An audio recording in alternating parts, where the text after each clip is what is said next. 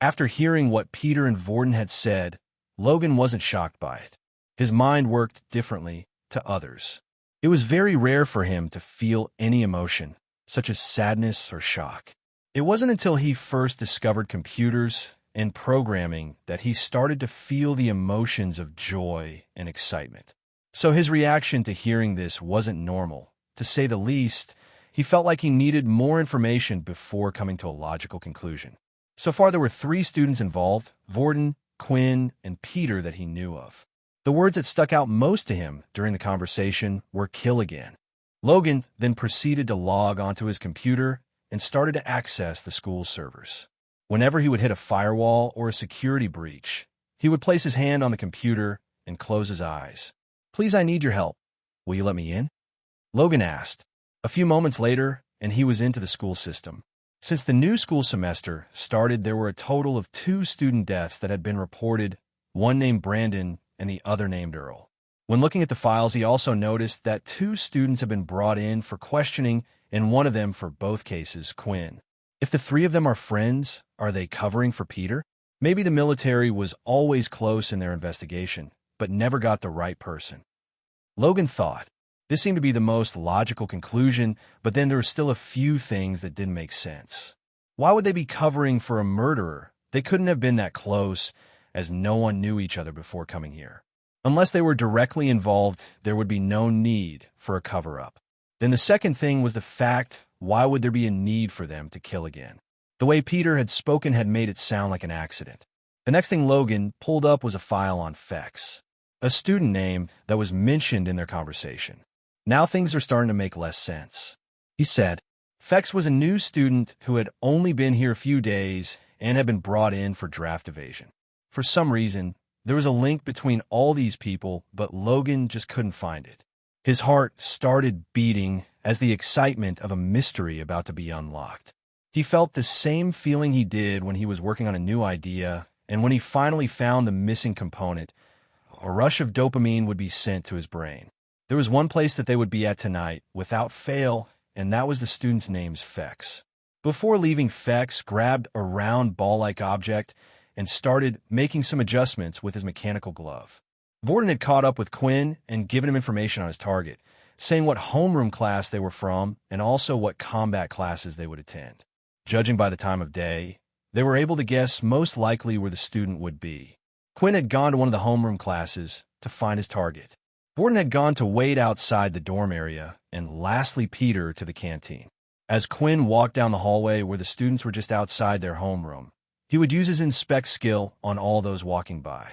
Vorden had given a description, but Quinn felt like using his inspect skill would allow him to spot the right person quicker in the crowd of people. As for how to convince the student to come with him, Quinn had wanted to test something. Finally, he found the student walking back towards the dorm room. Quinn quickly tapped the student on his shoulder. "What is it?" The student said, half annoyed as he turned, but he quickly changed his tone. "Oh, sorry, how can I help you?" he said with blush marks underneath his cheeks. He had never seen a student so handsome before. It was as if something was drawing him in. Influence skill activated. Influence skill successful. Before approaching the student, Quinn had asked the system to allow his charm skills to go back to normal. He had increased his points by 2, and out of all the students' regenerative abilities, Quinn was tasked with the second weakest one. "Follow a few feet behind me. Don't say anything to anyone, understand?" The student nodded and continued to follow Quinn. Vorden found it quite easy to convince his student to do as asked after showing him his watch, threatening to beat the person if he didn't comply. And then finally, it was Peter's turn. Dinner had ended, and he could see his target moving up and leaving the place, but he was also with a few of his friends as well. However, Peter managed to pluck up the courage and stand in front of the student. "I'm here to deliver a message," Peter said. "General Duke has asked me to take you to him at this moment." The student agreed to leave his friends and follow Peter. It was all going well for Peter so far. The student was following and asking him what the general wanted to see him about. Whenever asked, Peter would reply, saying the general would never tell a low-level like him information about why. However, the problem started to occur when the student realized that Peter wasn't leading them to an office, but instead towards the dorm rooms. "Where are you taking me?" he asked. "Oh, I just need to grab a few things for my room first that I forgot," Peter replied. "I thought you said it was urgent." The student was now starting to get annoyed at Peter. This was bad, as there were still several students around returning to their dorm rooms after leaving the canteen. It wasn't like Peter could knock him out there and then. "Is there a problem here?" a voice said. As the student turned around, he could see a black-haired student he didn't recognize, and suddenly, his eyes lit up red. "Head over to room 224 and wait there," Fex commanded, and the student did as asked. "Thank you, but why are you out here?" Peter asked. "I had a feeling one of you might mess up this plan of yours, and out of everyone I picked you. I've been following you since the canteen." The two of them entreed Fex's room and tied up the student. They then sat together in silence as they patiently waited for the others, until Fex broke the silence. "Don't worry too much. Once this is done, you will evolve and no longer be required to do this type of thing. I honestly don't know why your Turner didn't prepare this all beforehand." "Well, he didn't really understand what was going on. None of do," Peter replied. "What do you mean?" Fex asked. But before Peter was able to give further details, a knock was heard at the door. Quinn had arrived first, and then Vorden only a few minutes after. They did the same procedure as last time and allowed Fex to tie the other two students up. Now laid on the floor were 3 students. "Well, are you ready to do this?" Fex asked. This time, when faced with the dilemma of choosing who should cut off the student's limbs, Quinn had volunteered. He was taking no chances. He would be doing the work. It wasn't that he wanted to do it. It was because he felt like it was crueler to allow Peter's shaky hands to do the work. If the part wasn't cut clean, it would only cause more suffering. They had decided to do all of the students at once, rather than splitting it up into different days. They wanted to get rid of Peter's problem as soon as possible.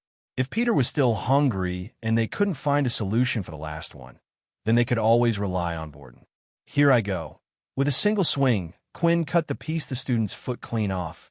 This time, however, Vorden immediately moved towards the amputated area and started to place his hands just above it. As he did, it began to heal far quicker than it normally would. "What's that?" Peter asked. "I decided to head to the nurse's office, faking that I had a temperature. The two of us touched, so I was able to copy her ability." Vorden explained. "I didn't want these guys to go through the same pain as the others." The healing ability, along with the regeneration ability, seemed to speed up the process by a great amount, and there wasn't even a lot of mess to clean up this time. They then repeated the process 2 more times to the other students, and finally, they were done with everything. Thanks to Vorden's healing ability, the pain the students had suffered didn't weigh on their mind as much this time. Also, when the legs were put in front of Peter, he too was starting to find it a bit easier. In fact, Vorden thought he was finding it too easy. "Looks like you're really enjoying those legs there, huh?" Vorden remarked before asking Peter, "Did mine taste any better?" A crude smile was shown on his face, and his eyebrow was slightly twitching. "Look, I'm not happy about this, but we have to make the best out of the bad situation," Peter said as he took another bite. When eating the legs, it wasn't like he ever felt full. It was a strange feeling, but it was more like his hunger would disappear. He tore through each leg with ease and finally had finished the last one. "Remember to eat the bone too," Fex added. "Don't want to leave any evidence behind." Peter's jaw was now also harder than most, and his whole digestion system had changed. So doing something like this was easy for him, although the bone didn't have much taste apart from the marrow inside, but at least he didn't churn it up like everything else he ate. 6/7 pieces of human flesh consumed by your ghoul. The message had appeared, and now there was only one person they had to find before Peter had to evolve. Although the others weren't sure about the exact amount, but knew Peter must be close. Before Peter had eaten the pieces of leg, Quinn had also gotten a taste from each one of the students on the floor, adding to his overall stat points. Charm, 13. Strength, 20. Stamina, 18. With the 3 students' blood types, these were the stats that had been increased. "So, did you come up with any ideas for this last person?" Fex said as he sat down on his chair with his legs up on his desk. "I was thinking about this, but what about that Bones person?" Peter suggested. "The person who you met today? That's a bad idea," Vorden replied.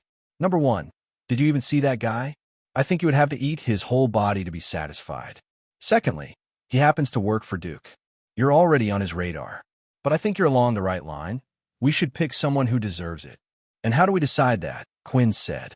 If anyone deserves it, it will be Duke himself. Everyone is just doing what he says. Peter could have easily been doing the same thing to others once he went up high enough up the ladder. Suddenly, while in the middle of their conversation, a beep sound was heard. They all recognized the sound well, for it was when someone was returning to the room who accessed it. However, Fex had sent his 2 roommates away during this time, using his influence skill. He had tested it before and knew their minds were weak and would obey the command, so it shouldn't have worn off. So, just who was able to break into the room so suddenly like that?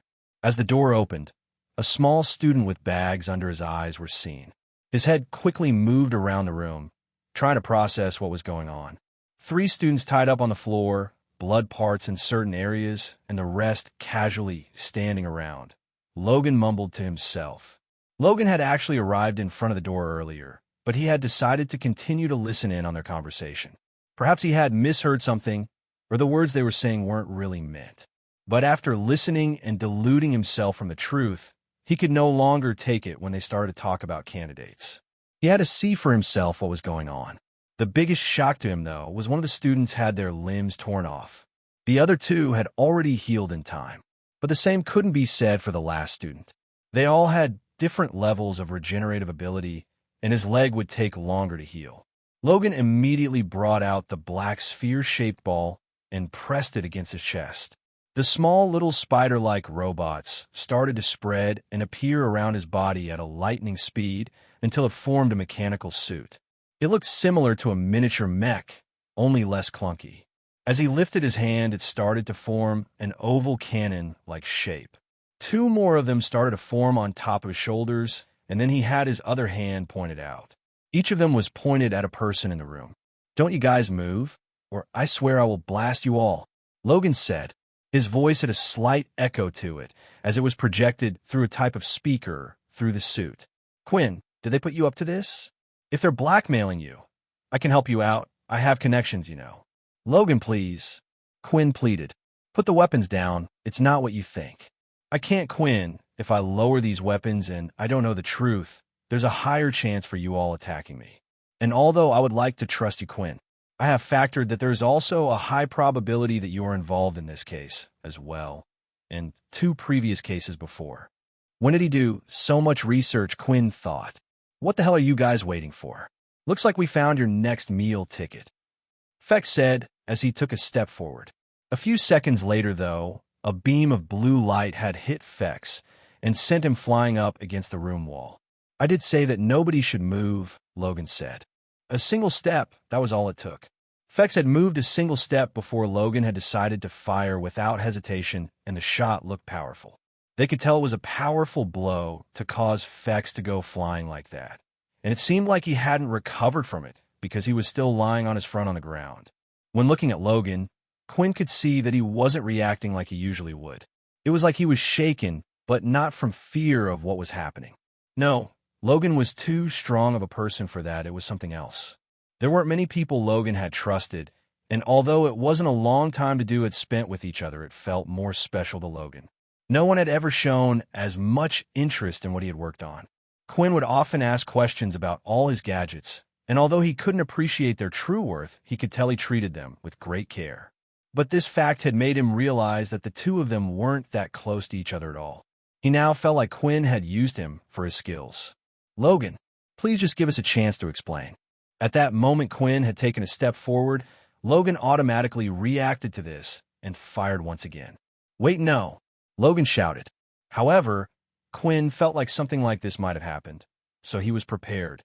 Suing the shadow, he lifted it up to block the energy shot, stopping it mid-air in the shadow. Then moving out of the way, he moved his shadow with it, causing the shot to smash and go straight out the window. "We seriously need to stop wreaking these rooms," Borden said.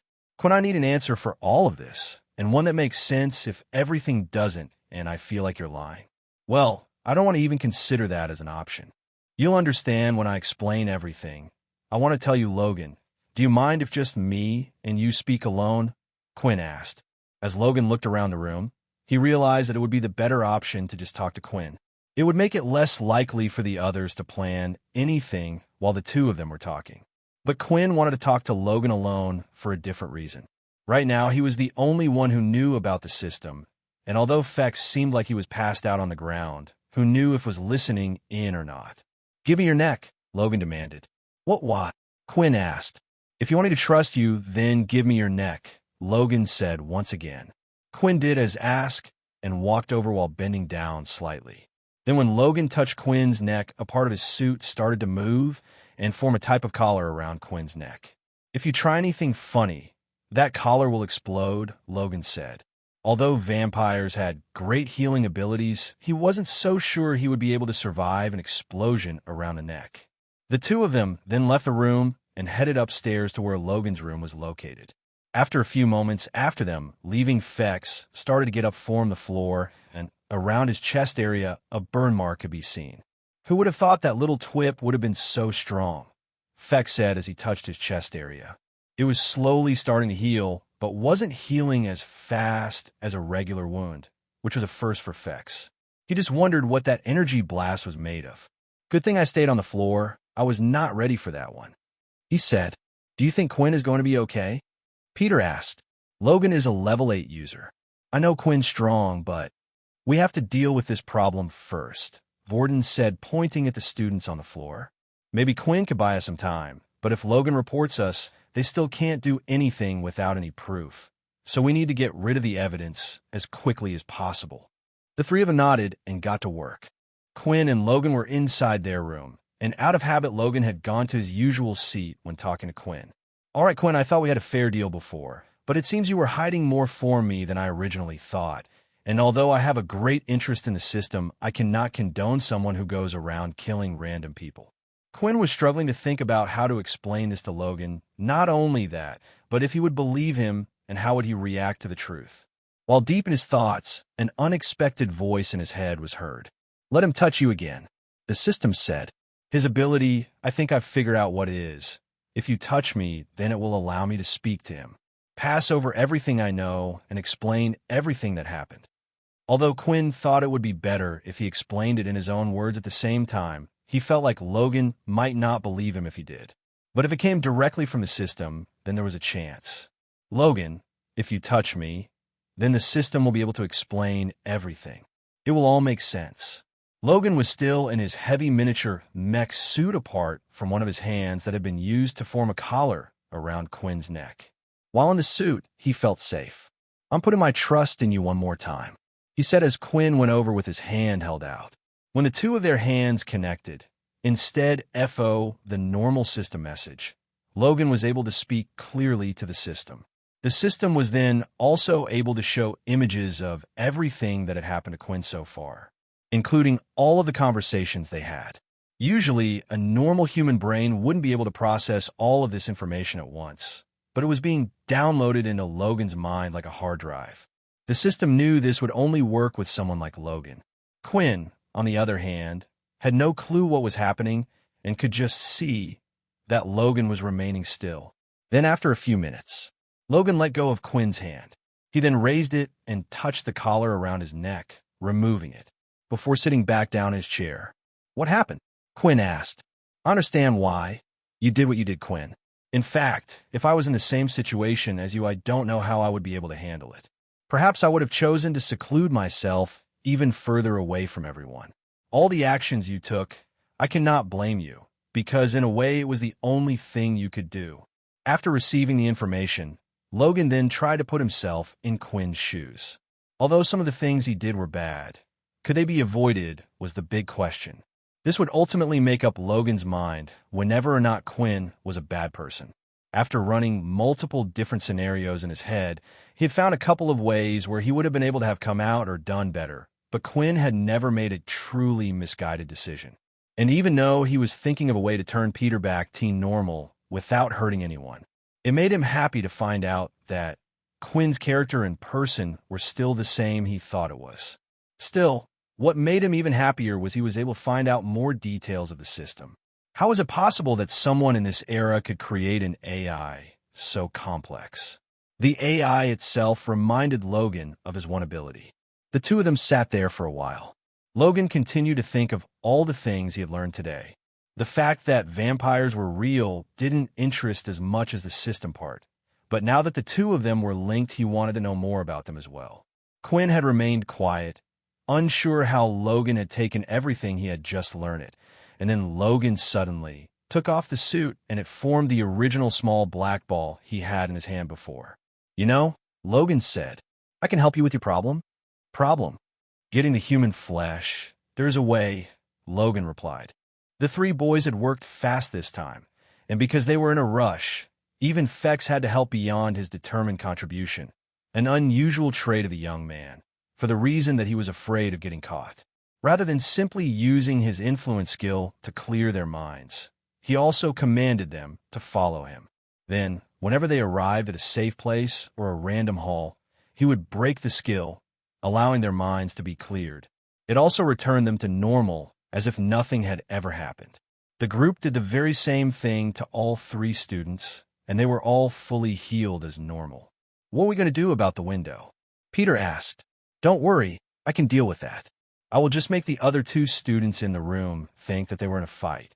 They can just take the blame," Fex said. Although Fex was growing a bit tired since he had used his influence skill a lot today, taking up his mental energy, he merely held out to achieve their goal. However, he would need a good rest after everything was over and done with. "Should we go check up on Quinn?"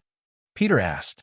"You two can go, but I don't want to get blasted again," Fex said as he looked down, noticing that his wound had finally healed. Just then, the beep sound of the door was heard. Knowing that it wasn't going to be Fex's roommates, everybody prepared themselves for the worst to come. Nevertheless, when they saw Logan enter the room with Quinn trailing him, they were able to relax a little. There were no teachers, and Logan no longer looked frightening without him donning the mech suit. "It's okay, guys. Logan knows everything," Quinn said. "Everything?" Peter asked. They thought that Quinn had lied, perhaps, or had only told the truth about Peter. But in reality, Logan knew more than everyone in the room. For Logan now knew about the system as well as the vampires. Logan then pointed at Peter, and as he spoke to each person, he would move along to the next. "Yes, I know that you are a ghoul," Logan said, pointing. "You are a vampire like Quinn. Also, you're a strange person who seems to be wrapped up in this, more so than you should be. My conclusion is that you are crazy." Peter looked towards Vorden and could see his eyebrow was twitching up and down. If there was one word that Vorden didn't like, it was the word crazy. "Anyway, I propose we all head upstairs to my room, for I have a solution to your little eater problem. Follow me." Logan left the room, and Quinn followed behind, while signaling to the others that it was all right to do so. "You guys can go ahead without me," Fex said. "I've done my part, so there are no more favors in between us. I did my thing, and you did your thing." As the others left the room, Fex was finally able to lie down on his bed. The wound and the strain from the multiple uses of influence skill had drained all his energy. He didn't follow them because he didn't want to seem weak in front of the others, afraid that they might use it as a chance to get rid of him.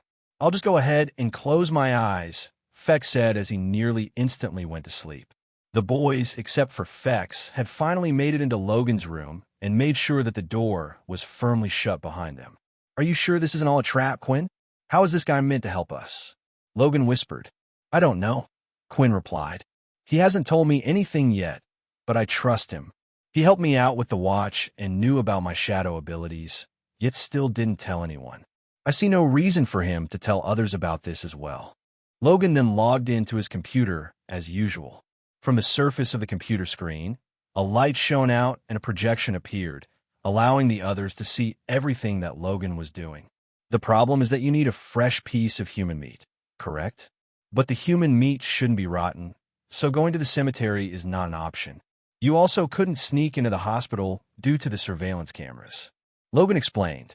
He then went on to a certain site. It looked exactly like the marketplace that Quinn had gone on to buy his equipment, only this was slightly different. Instead of a white background on the webpage, it was black. "I will introduce you to a whole new world you probably didn't even know existed," said Logan. "We call this the dark marketplace. It contains items that aren't allowed to be sold on the regular marketplace. It even has a request board, one that can evade the eyes of the government. What kind of things are on there? Peter asked. Sometimes, they will ask someone to steal information from their competitors. Some jobs even include hiring assassins to hit on certain people all around the world. Usually, if there is something that you want to get, you can find it here, said Logan. I've heard of this before, Vorden said, but I had no clue how to access it. It seems like only certain people within a group know how to. My family said they would let me know once I am old enough. That's because the dark marketplace only allows certain individuals to get a membership. However, my ability allows me to bypass any restrictions, and I'm able to log in with no worries. Logan then typed into the search bar, and straight away, what they were looking for appeared. The words could clearly be seen: fresh human flesh available now. Cut less than 24 hours ago. Seeing this scared the others a little. They were still young and naive. They knew the world had taken a turn for the worse, yet this seemed like a few steps too far. But even in the past, in the old age of the internet, there was a similar service like this called the dark web. Seeing this, Quinn started to read the description and found something strange. The item has been shrunk, wrapped, and filled with nitrogen to keep it as fresh as possible. It had also been dried of all blood, so the customer can only get the flesh itself. Logan, could you check for me? Is there any way to get blood? Quinn asked. The others thought that Quinn perhaps didn't want to rely on Layla or Vorden any longer. If he could get an endless supply online, that would be a big help for him. However, Quinn was actually hoping for a shortcut, but seeing the fact that the human flesh had been dried of blood made him feel a little suspicious on the ensuing transaction. Logan did a quick type, and to his surprise, the screen said, "No results found." This was the dark marketplace. As long as there was a demand for something, then they would have it. Yet this time, they didn't have blood? It was certainly strange. I find it odd that there wouldn't be blood on this. Regardless, even before vampires began to exist, there are underground hospitals and groups who would need it for emergency situations. Perhaps I should look into this more. Logan continued to ponder on the subject. So, are we able to order the flesh then? Peter asked. Yes. I'll do that for you now, Logan replied. The flesh cost quite a sum. It was around 10,000 credits, the same price as an advanced Tier B's core.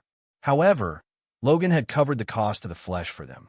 He stated that he would much rather let himself do this than allowing them to go around the school, trying to cut someone's limb off.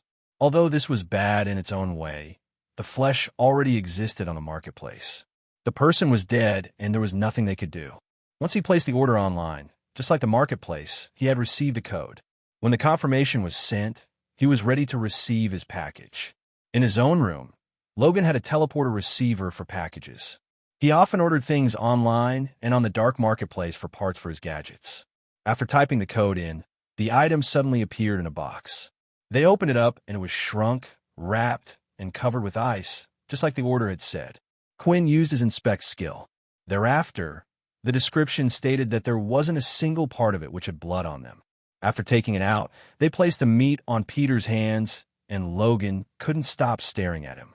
He was interested in seeing how Peter was able to eat the meat.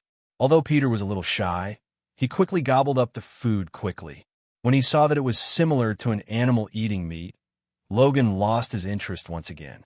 7/7 different piece of human flesh have been consumed by your ghoul. Quest complete. Evolution process will begin. Almost at the same time as Quinn had received the notification from the system, a loud groan could be heard from behind him. Peter, what's wrong? Are you okay? Vorden said, with a worried expression. He was shaking Peter, who had fallen and was lying on the ground. Peter was clutching his belly with both hands. He felt like a fire was spreading out from that point all over his body. Guys, give him some space. Quinn said, he's evolving. I don't know what he'll turn into or what's going to happen to him next. Quinn knew from his own experience how painful the process of evolving was, but more than that, he was worried what Peter might turn into. Quinn had immediately asked the system what Peter would evolve into, but the response he received worried him. The system said that there were many possibilities, and it couldn't predict which one Peter would evolve into. He had thought that by completing his quest and letting Peter evolve, it would be the end of his problems, but once again, the system had kept some information from him. When lower-class creatures like ghouls evolved, there were many different classes they could change into. Sometimes, by using certain methods, the classes someone would evolve into could be influenced, but mostly it was a random process which depended on the situation and personality of the individual. Every class had its own set of skills, and some were rarer than others. But when Quinn found out about a specific class a ghoul could evolve into, he became very upset. It was the class known as the Wendigo. Out of all the classes Peter could evolve into, this was the worst. It was the only class that would still require him to eat human flesh, but that was not the only issue with the class. The system had added that because they managed to feed Peter quickly, it wasn't likely he would turn into a Wendigo, but there were no guarantees. All of them stepped back to give Peter some space. Logan turned his spider bots into a cannon attached to his arm and aimed it at Peter. He hadn't covered his whole body this time, but just enough to create the cannon. Logan looked at the others with a determined look on his face. "I'm not taking any chances," Logan said. "There are too many things left in this world that I still need to discover and investigate." Vorden totally agreed with him and thought his actions were very reasonable. He was glad Logan had something to point at Peter because he only had the healing ability right now, and that wasn't any help if things went wrong with the evolution. The groans coming from Peter were getting louder, and he started to shake all over. This much pain he had never experienced before. It felt like something was trying to break all the bones in his body. As they nervously watched Peter, they started to see visible changes to his body. His skin began to shrink and tighten, and turning white all over. He didn't look sick or weak. The scene actually reminded Vorden of what Quinn had looked like before his evolution into a full vampire. It looked like Peter's body hadn't lost any body mass, but it looked like he was shriveling up and was dehydrated. "Hey, he's not turning into a Wendigo, is he?" Quinn asked the system. "I don't know for sure, but you should be prepared for the worst. I'll be honest with you, these are the signs of someone turning into one. If that's the case, I think it would be best to allow Logan to just kill Peter," the system replied. "But I thought you said it was impossible for me to kill Peter. Also, why can't we just feed him again till he evolves like last time?" Quinn asked, with a mix of fear and hope in his voice. "For your first question, as long as it is someone else who is going to kill Peter, and you don't try to abandon him at that moment, anyone can kill him. Secondly, unlike other classes, Wendigos can't evolve anymore, and unlike a ghoul, they aren't loyal to their master at all. They have lost their intelligence entirely, and can only react based on instinct. They have only one thing on their mind, which is food. The only bit of loyalty they have left is that they won't attack their master, but for the rest of their undead lives they will continue to hunt and kill humans to eat their flesh," the system replied, dashing Quinn's hope. Quinn didn't like the idea of it, but if Peter turned into a Wendigo, he had no other choice. Too many people had already gotten hurt. He had felt guilty about Peter's situation, which was why he was doing his best to help him, but this was a cost that would be too high even for him. At the same time, there was something that was worrying Peter a lot more right now. His heartbeat was starting to slow down. With the pain on top of this, he thought perhaps he was dying. However, even though his heart wasn't beating anymore, he could still feel everything, and it didn't feel like he was dead at all. Then finally, his heartbeat had stopped entirely, and at the same time, so did the pain. "Congratulations. Your ghoul has successfully evolved into a white. Blood ritual skill has evolved. 1/3 slots remaining for the cursed family." As Peter stood up from the floor, his face looked more sunken in than before, and his skin was slightly paler. Immediately, Peter grabbed his chest for some reason, and he held it there for a while, yet there was nothing, not a single beat was felt. "Tell us your name, age, and where you are," Logan shouted. He had to make sure that Peter was right in the head. "I don't answer to you," Peter snapped. "I will only answer to one," he said, pointing at Quinn. Quinn then repeated the question again. "Peter Chuck, 16, and we are inside Logan's room, sir." Satisfied with the answers, Logan put his hand down, but also made sure not to take the mechanical weapon. "Inspect. Name, Peter Chuck. Race, white. Stats, will corresponding with creator until it reaches its limit." Seeing the last bit of information had given Quinn a surprise. This meant right now that Peter had the same stat points as Quinn. He was just as strong and just as fast. Although the second part would suggest it would continue to increase as long as Quinn got stronger, but at some point, it would reach a cap. What is a white, though? Was it bad like the Wendigo, or one of the better ones? Quinn asked. Why don't you use your inspect skill and see? The system replied. If you select the race option with your mind, it should pull up more information. Race, white. An undead creature which is fast and sneaky in the night. They are best used as a form of an assassin. Whites have a high level of intelligence similar to humans, although their personality could not be said to be the same. They are lawful to their creator, but once they see someone as their enemy, they will do everything in their power to get rid of them. Whites are immune to poison, sleep, paralysis, mind control, and diseases. They also contain a skill that will allow them to turn a killed victim into another lesser white, 0/2. Borden could see Quinn taking in something. He noticed he did this from time to time and then would eventually explain what was going on. Perhaps it was some sort of vampire skill or something. But it did make him wonder where he got all his vampire knowledge from. He had always assumed that it was Layla the vampire frack feeding him this information. Is everything okay? Do we still need to feed him human flesh? Borden asked. It's all right. Peter, you are no longer a ghoul. You're now something known as a white. Quinn replied. After explaining everything to Peter, he finally understood why his heart had stopped beating. He was an undead creature, no longer alive. Can I die, sir? Peter asked. Quinn found it strange that Peter kept referring him to sir, but could only assume it had something to do with his class change. It seemed to also cause a slight personality change in Peter as well. Well, you're already dead. There's no longer any need for you to eat human flesh, and your unnatural healing abilities will heal you most of the time. But if you do get to hurt and you use too much energy, you will once again have to eat human flesh, although there's no longer any requirement for it to be fresh. Quinn explained as the system continued to inform him. Everyone in the room could finally relax and sit down. It was finally all over. Still, Peter had decided to leave the personality change that the system said a white would have. Since it seemed like Peter was being lawful to his creator like it said it would, it most likely meant the second part was genuine as well. If a white saw anyone as its enemy, then he would do everything he could to get rid of the person. As long as no one tried messing with him for now, everything should be okay. But there was one upcoming situation left that they had to deal with that was worrying him about this. His next meeting with Duke in a few days' time. I have a question. Borden said. How did you figure out what we were up to? Borden was sure he had covered all their tracks with Fex. The last thing he wanted to do was get caught, yet they did. If they had slipped up somewhere and Fex was able to find out, then this meant others could find out about what happened to them as well. Logan then walked over to Peter, who turned his head and gave him a dead-eye stare. Seeing this, Quinn immediately intervened. Peter stopped that. It was almost like an instinct for Quinn to do this, like he was telling off a bad dog growling at another person. The wristwatch had been removed, and Logan made a few adjustments using his glove before handing it back to Peter to put back on. For now, he had removed the listening device implanted.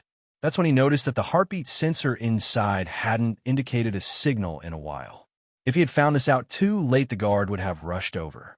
Although he didn't know why, he could only assume it had something to do with the Evolutio. He decided to also make a fake signal, so it would indicate that Peter was alive. Peter had become a lot less talkative, and at the same time, it seemed like he wasn't as timid before. It was causing a strange atmosphere in the room. Peter, why don't you come over by me? Quinn said, noticing how everyone was feeling. Peter then walked over to where Quinn while constantly looking around the room, as if he was watching out for any dangers. I planted a listening device into Peter's wristwatch when you asked me to make adjustments. I felt like you were hiding something. So this was the best cause of action. Hearing this news, Quinn felt like he had no right to be upset with Logan.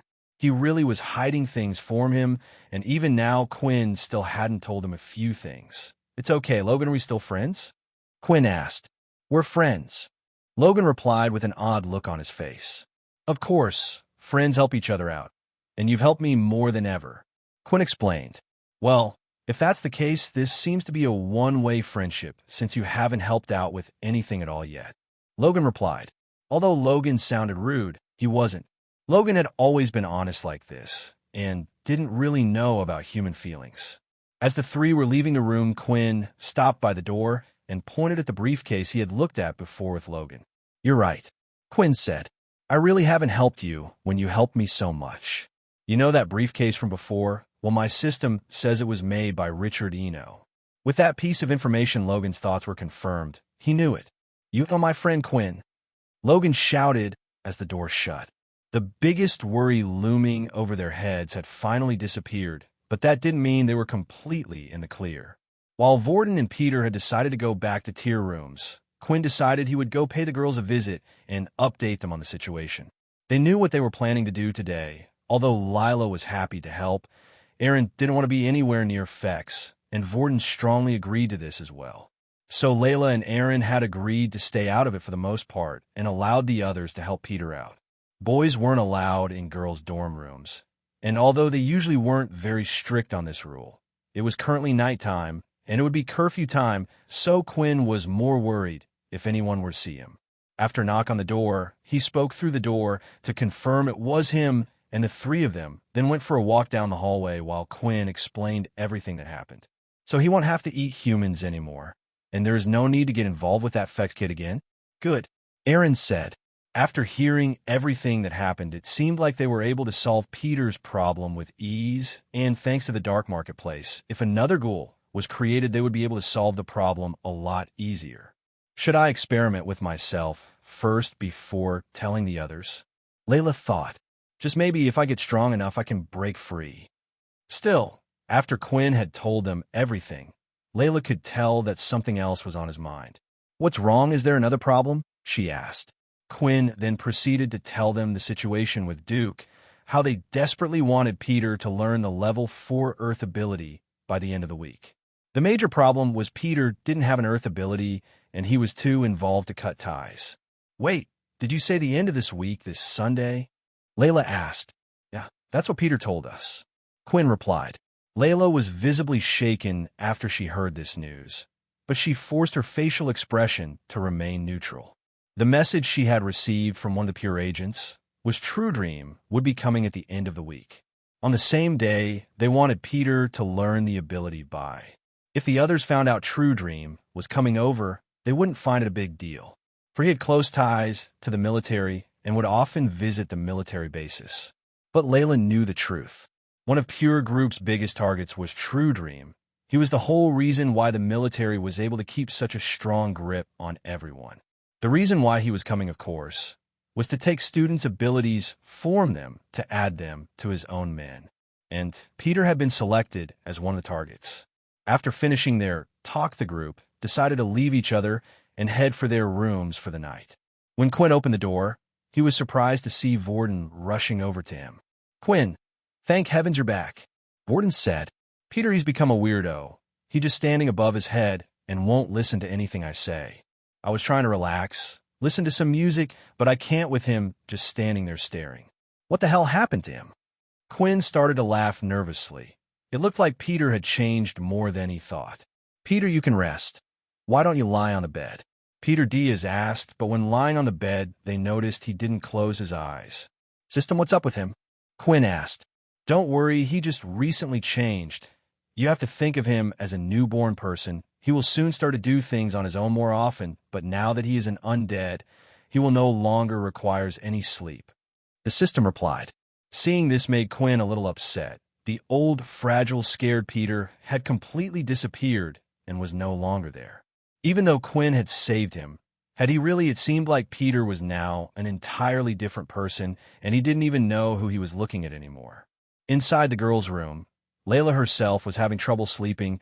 There was 3 days before Truedream would arrive on campus, which meant she had 3 days to try figure out a way how to tell the others what was going to happen to Peter without revealing who she really was. The morning sun had finally risen. A few people around the school had struggled to sleep through the night, and Layla was one of them. Throughout the whole night, she had been pondering how to inform the others. She had already made up her mind that she needed to warn them, but couldn't figure out how. She didn't want to imagine what would happen when Truedream found out that Peter had no ability that could be taken. She was aware of his intentions from what the boys in Pure had told her, Layla had accurately deduced the specifics of Duke's plan. Every term, Truedream would visit a different military base. However, it turned out that he visited a particular one more often than the others, and that was Military Base 2. This was the reason why Layla had been sent to this place. Something strange was going on with Military Base 2.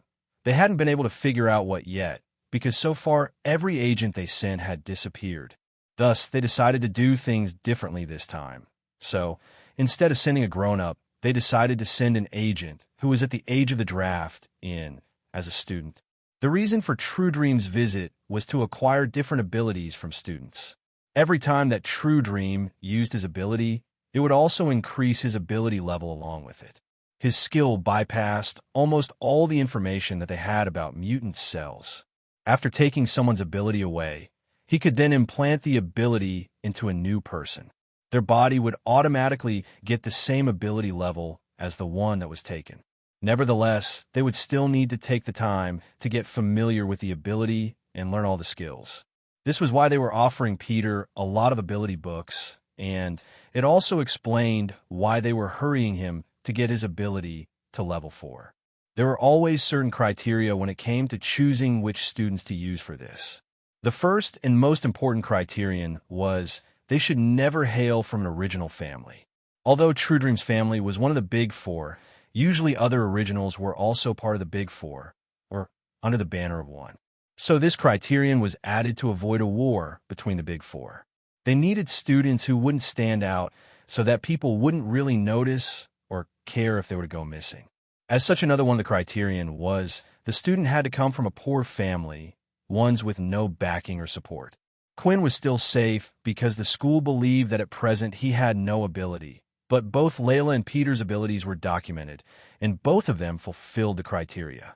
It was different for them. There was a possibility that along with Peter, Layla was also a target.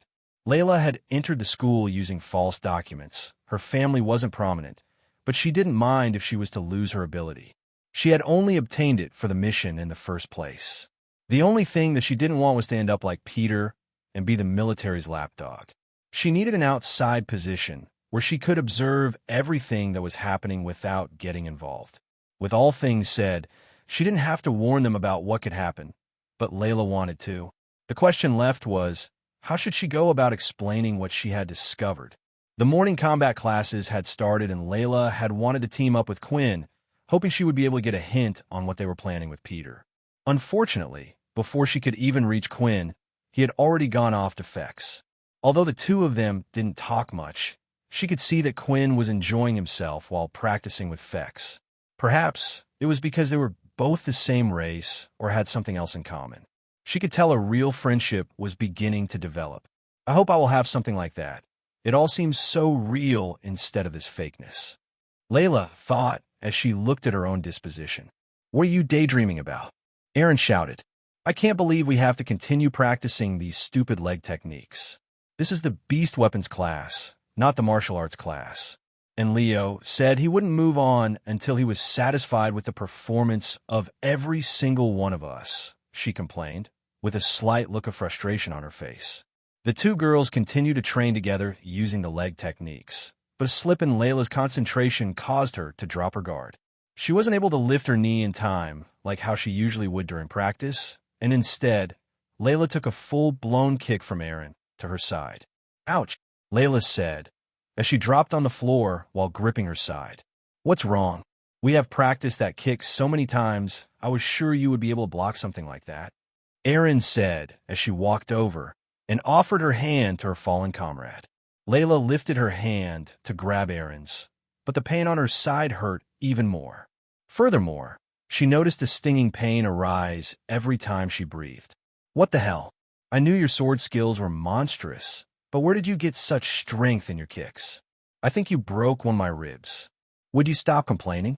Aaron said as she knelt down and placed her hand on her friend's side. She then activated her ice ability, ever so slightly, causing the muscles around that area to become numb from the cold and also taking the pain away. Can someone call the guard and take her to the doctor's office? Leo said. Aaron then lifted Layla up from the ground, allowing her to use her shoulder for support. Don't worry, I will take her. Besides, she needs to walk a little bit on her own. It will only make her stronger, Aaron said. The two girls then started to leave the room together. As they were walking, Layla couldn't help but feel useless and pathetic. Other than a blood bank for Quinn, what use did Layla really have? She hadn't even been helpful in the fight with the Dalki. If it wasn't for Aaron, the two of them would have been dead back then. And Vorden, although a bit messed up in the head, was very powerful. The only one who was even more worthless than her was Peter, and that wasn't much of an achievement. Would you please stop crying? I didn't mean to hit you that hard. You usually block something like that, Aaron said, in an attempt to comfort Layla. Layla didn't even notice, since her thoughts were so muddled that tears were now slowly descending from her eyes. She wiped them away and simply put on a brave smile. Oh, it's not that.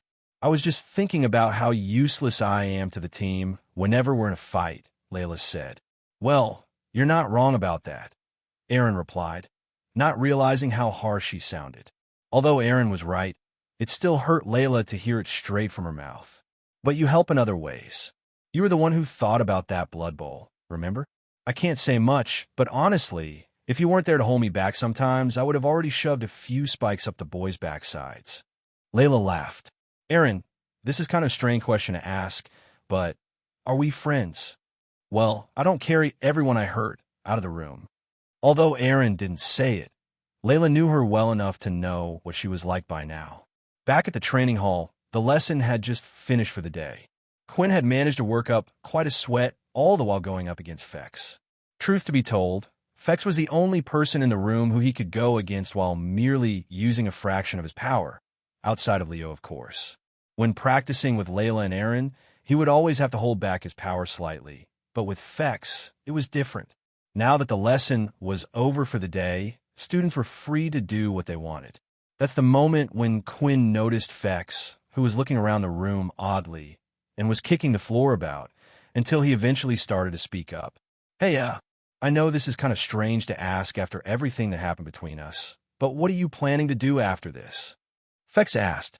Lately, whenever Fex would try to approach people, they would turn away as soon as they saw his watch.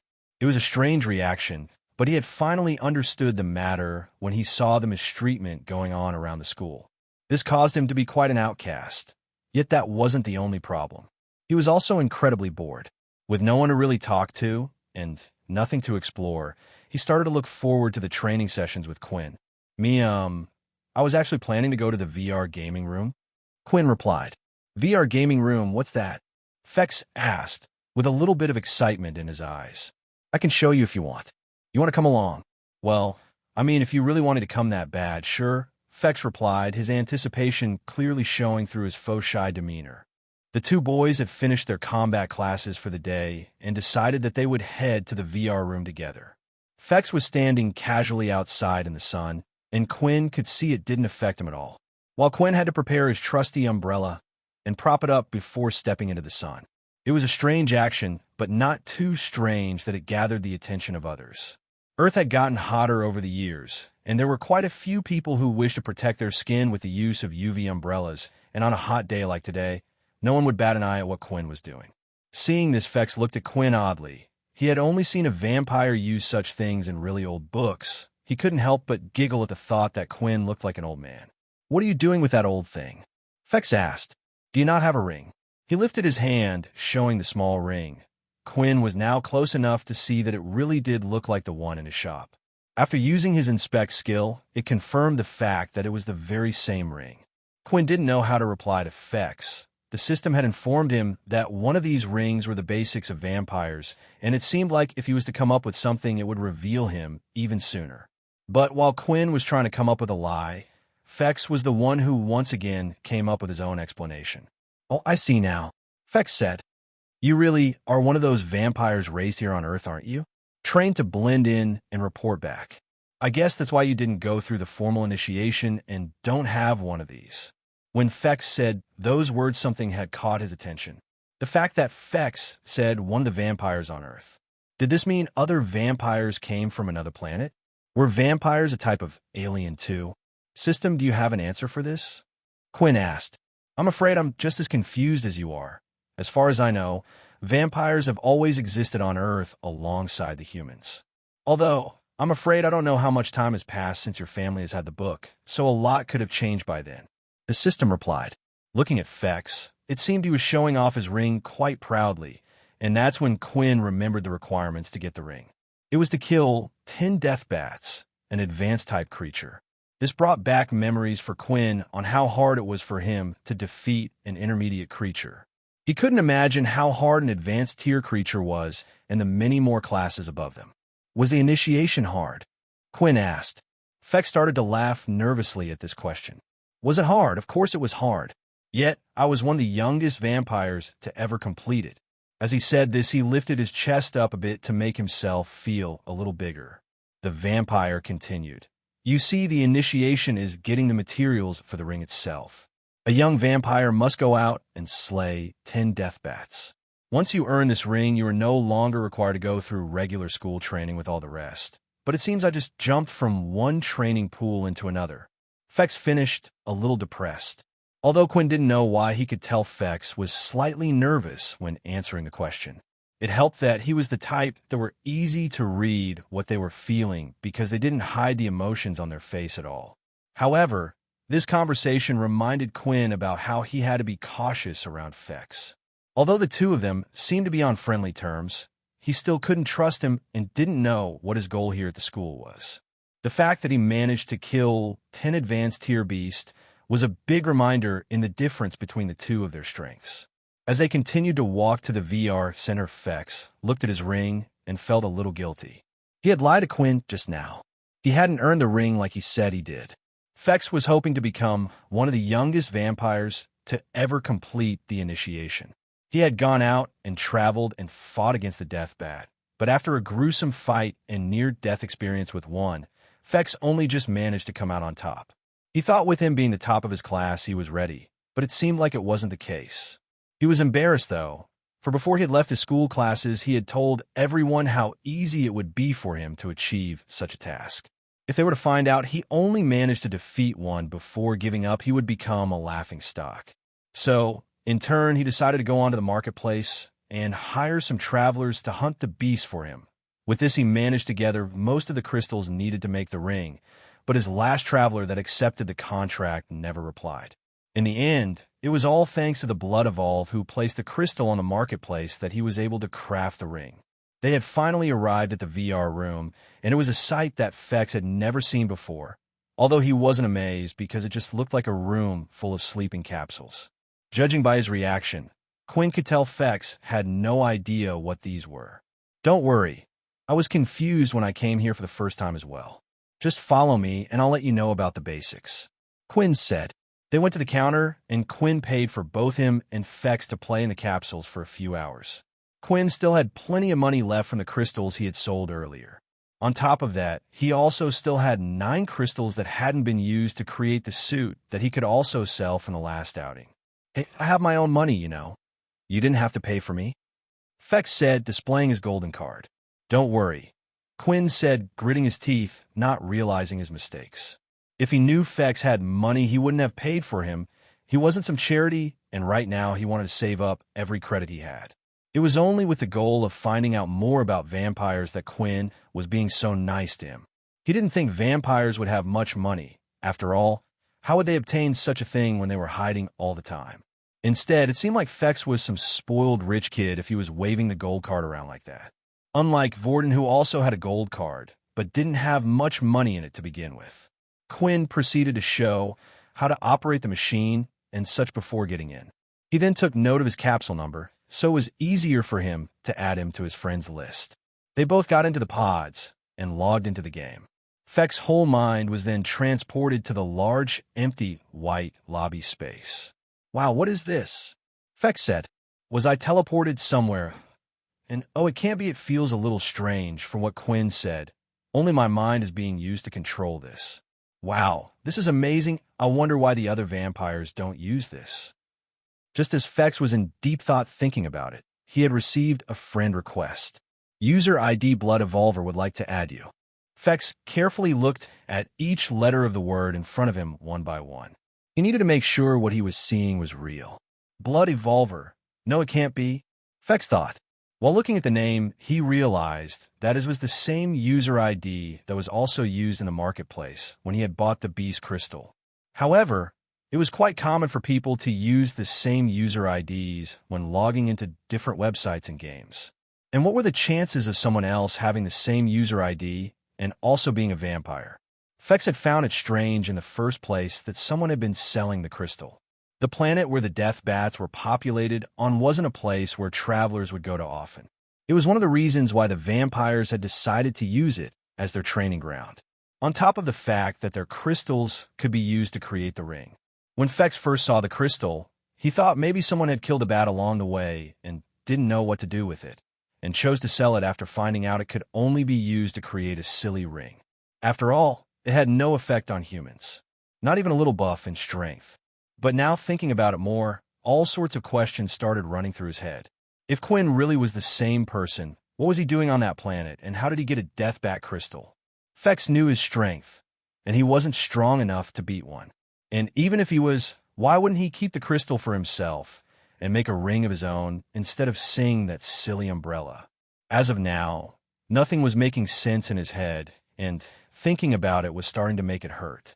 He accepted the friend request, and immediately Quinn was transported to the same white space that Fex was in as well. Foxy Fex, Quinn said, looking at his username.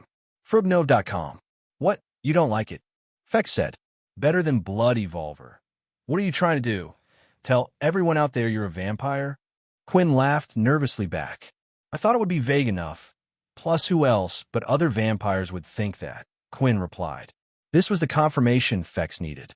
No other vampire out there would be silly enough to have a name, such as Blood Evolver. The name was a little bit childish, and Quinn kind of fit that image. A naive young vampire. Although Fex couldn't talk much himself.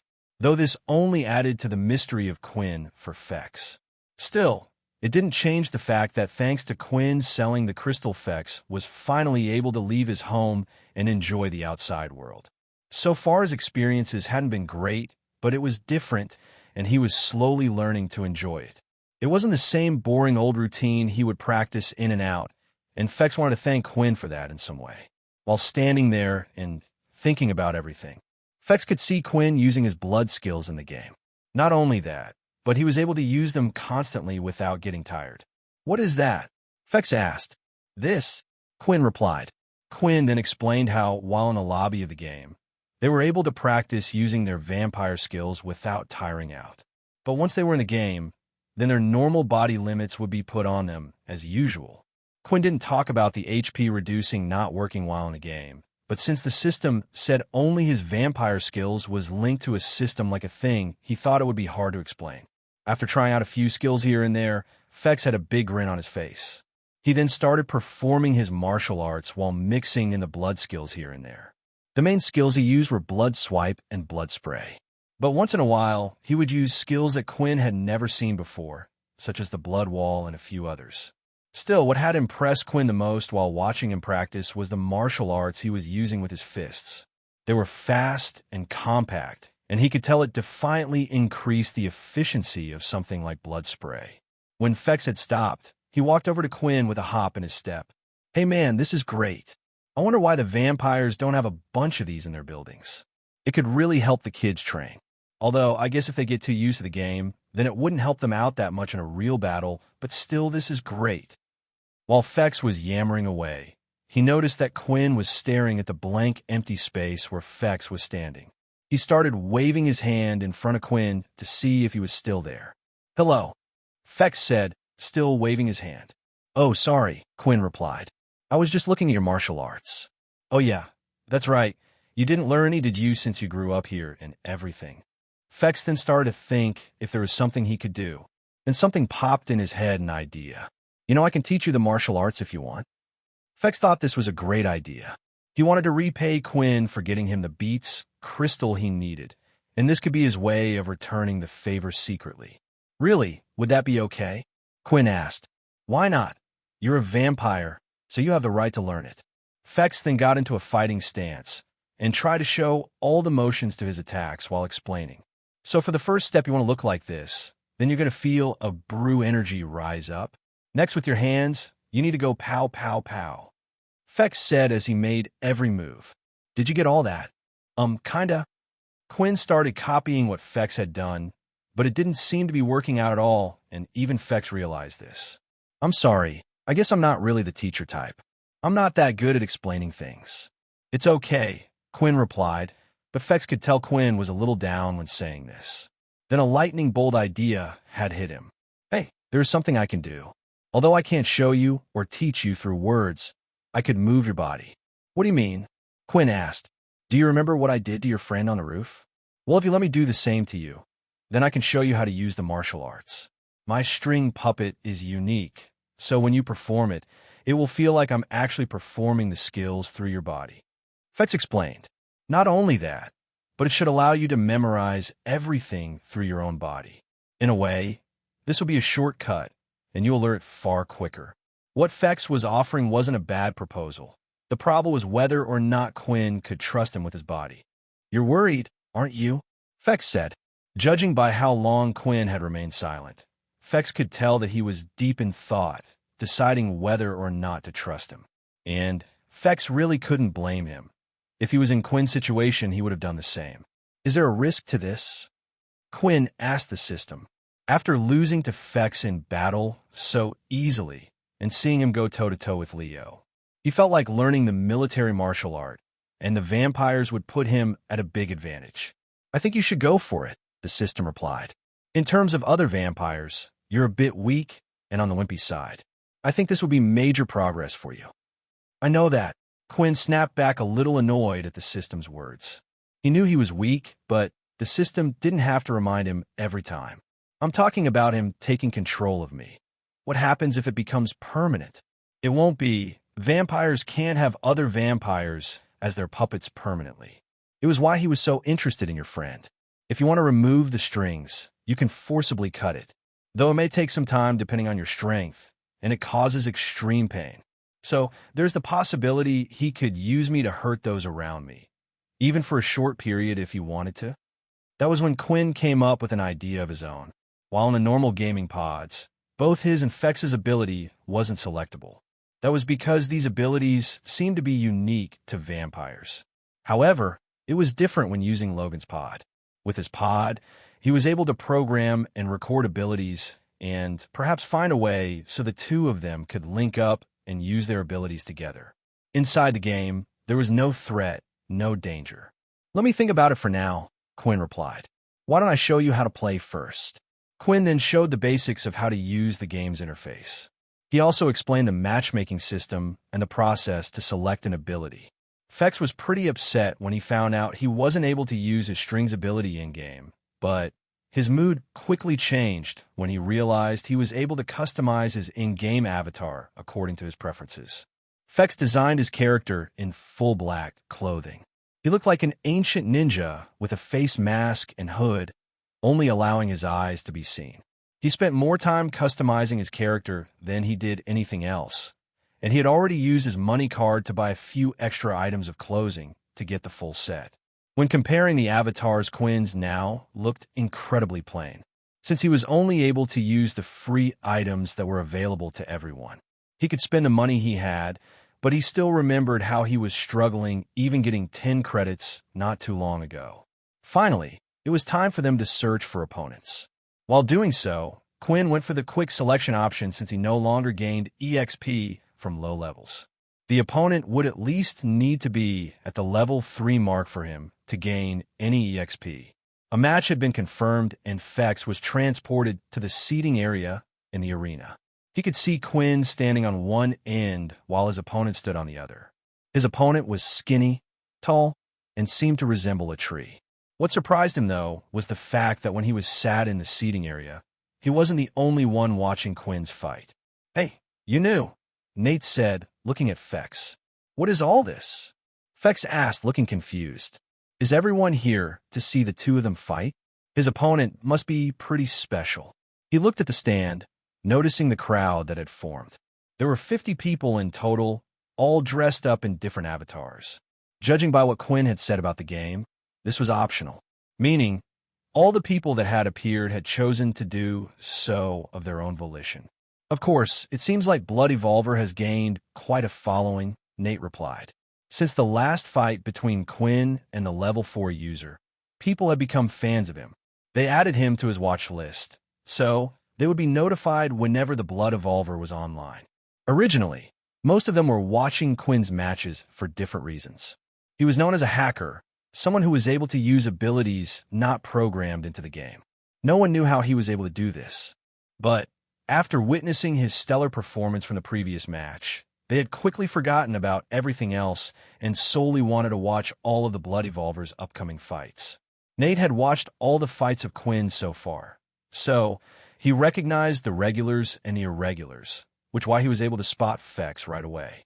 So, are you implying that all these people are here to see the Blood Evolver? Fex asked. What makes him so special? Nate thought about that for a while, looking deep in thought. After some time had passed, he finally came up with an answer. At first, it was his skills that interested me, much like everyone else here. But after that, I noticed something. Every time he came back to play the game, he would have grown in strength by leaps and bounds. And for some reason, watching someone grow from a small little fish into a fierce dragon is exciting for me. Nate explained, glancing at the match. Now let's see how much you've grown this time. The countdown for the match had begun, and it was time for the two of them to fight. Immediately, the tree-like student placed both of his hands on the ground. As he did, multiple thick tree roots started to form across the floor and spiraled their way towards Ray. The first thing he did was perform a blood swipe at the roots, hoping to cut them down. As the attack reached the roots, it caused the first set to break, but it would keep coming forward. Wind Walk activated. With his Tier 2 boots, he was able to outmaneuver the roots. Although there were many roots, and his blood swipes couldn't deal with all of them, he was able to outrun them with his speed. He circled around the attack and came to the student's side, preparing himself to try something he had been itching to try out since he had joined the game. The wood user, seeing this, immediately shot out a large trunk from the palm of his hand that came out straight and fast. Flash Step. Performing the Flash Step, he avoided the attack and was now even closer to his opponent. Trees, protect me! The wood user shouted, and suddenly the user was surrounded by all sides with thick tree trunks. It was as if a forest had suddenly sprouted in the middle of the battlefield. This is perfect, Quinn thought. Right now, he wanted to test out the idea he had, and the student had decided to become a still target. It was perfect for practice. Stopping in his tracks, he firmly planted both feet on the floor. Then from his toes, moving up to his hip, he swung out his leg like a whip. While doing all these actions, he started to think back to the feeling of performing blood swipe in his hands, the rush of energy that flowed through his body as they left his fingers. While practicing his kicks in the weapons hall, he had pictured this movement several times, and right now was the first time he was actually combining the two together. The energy flowed from inside his body and was then released from his legs. A single large line of red energy left with it, shaped like the crescent moon. It was far larger than that of his regular blood swipe. As it hit the first set of tree trucks, it managed to slice through them with ease. The tree user ducked down in time, avoiding the attack from cutting his head off. But Quinn wasn't done yet. He hopped and changed his stance slightly, performing the same kick with his other leg, cutting the trees down from the other side. Both sides of the tree trunks shook due to the slightly angled cut and fell to the floor. The wood user was now panicking, but before he could even act, Quinn was already above him, performing the final axe kick, followed by a blood swipe. Level 4 opponent has been defeated. 10 EXP gained. 80 out of 100 experience points. Congratulations, a new skill has been created, Blood Crescent Kick. It seems like you have gotten stronger once again, Nate said. It had been a while since Quinn had last fought, and that was against Fex. Before that, it was against the one-scale Dalki. During both of these fights, he realized that he needed to get stronger. He knew he still had a long way to go, but with everything that was happening, he wasn't sure if he had gotten any stronger. He needed this fight to gauge just how much he had improved. Since the last time he played the game, he had gained a few extra stats, buffing up his body and his abilities. Even though he couldn't use his shadow skills in the game, he liked that it would force him to be creative in using his blood skills while fighting. All these things combined was what led him to coming up with a new skill in today's match.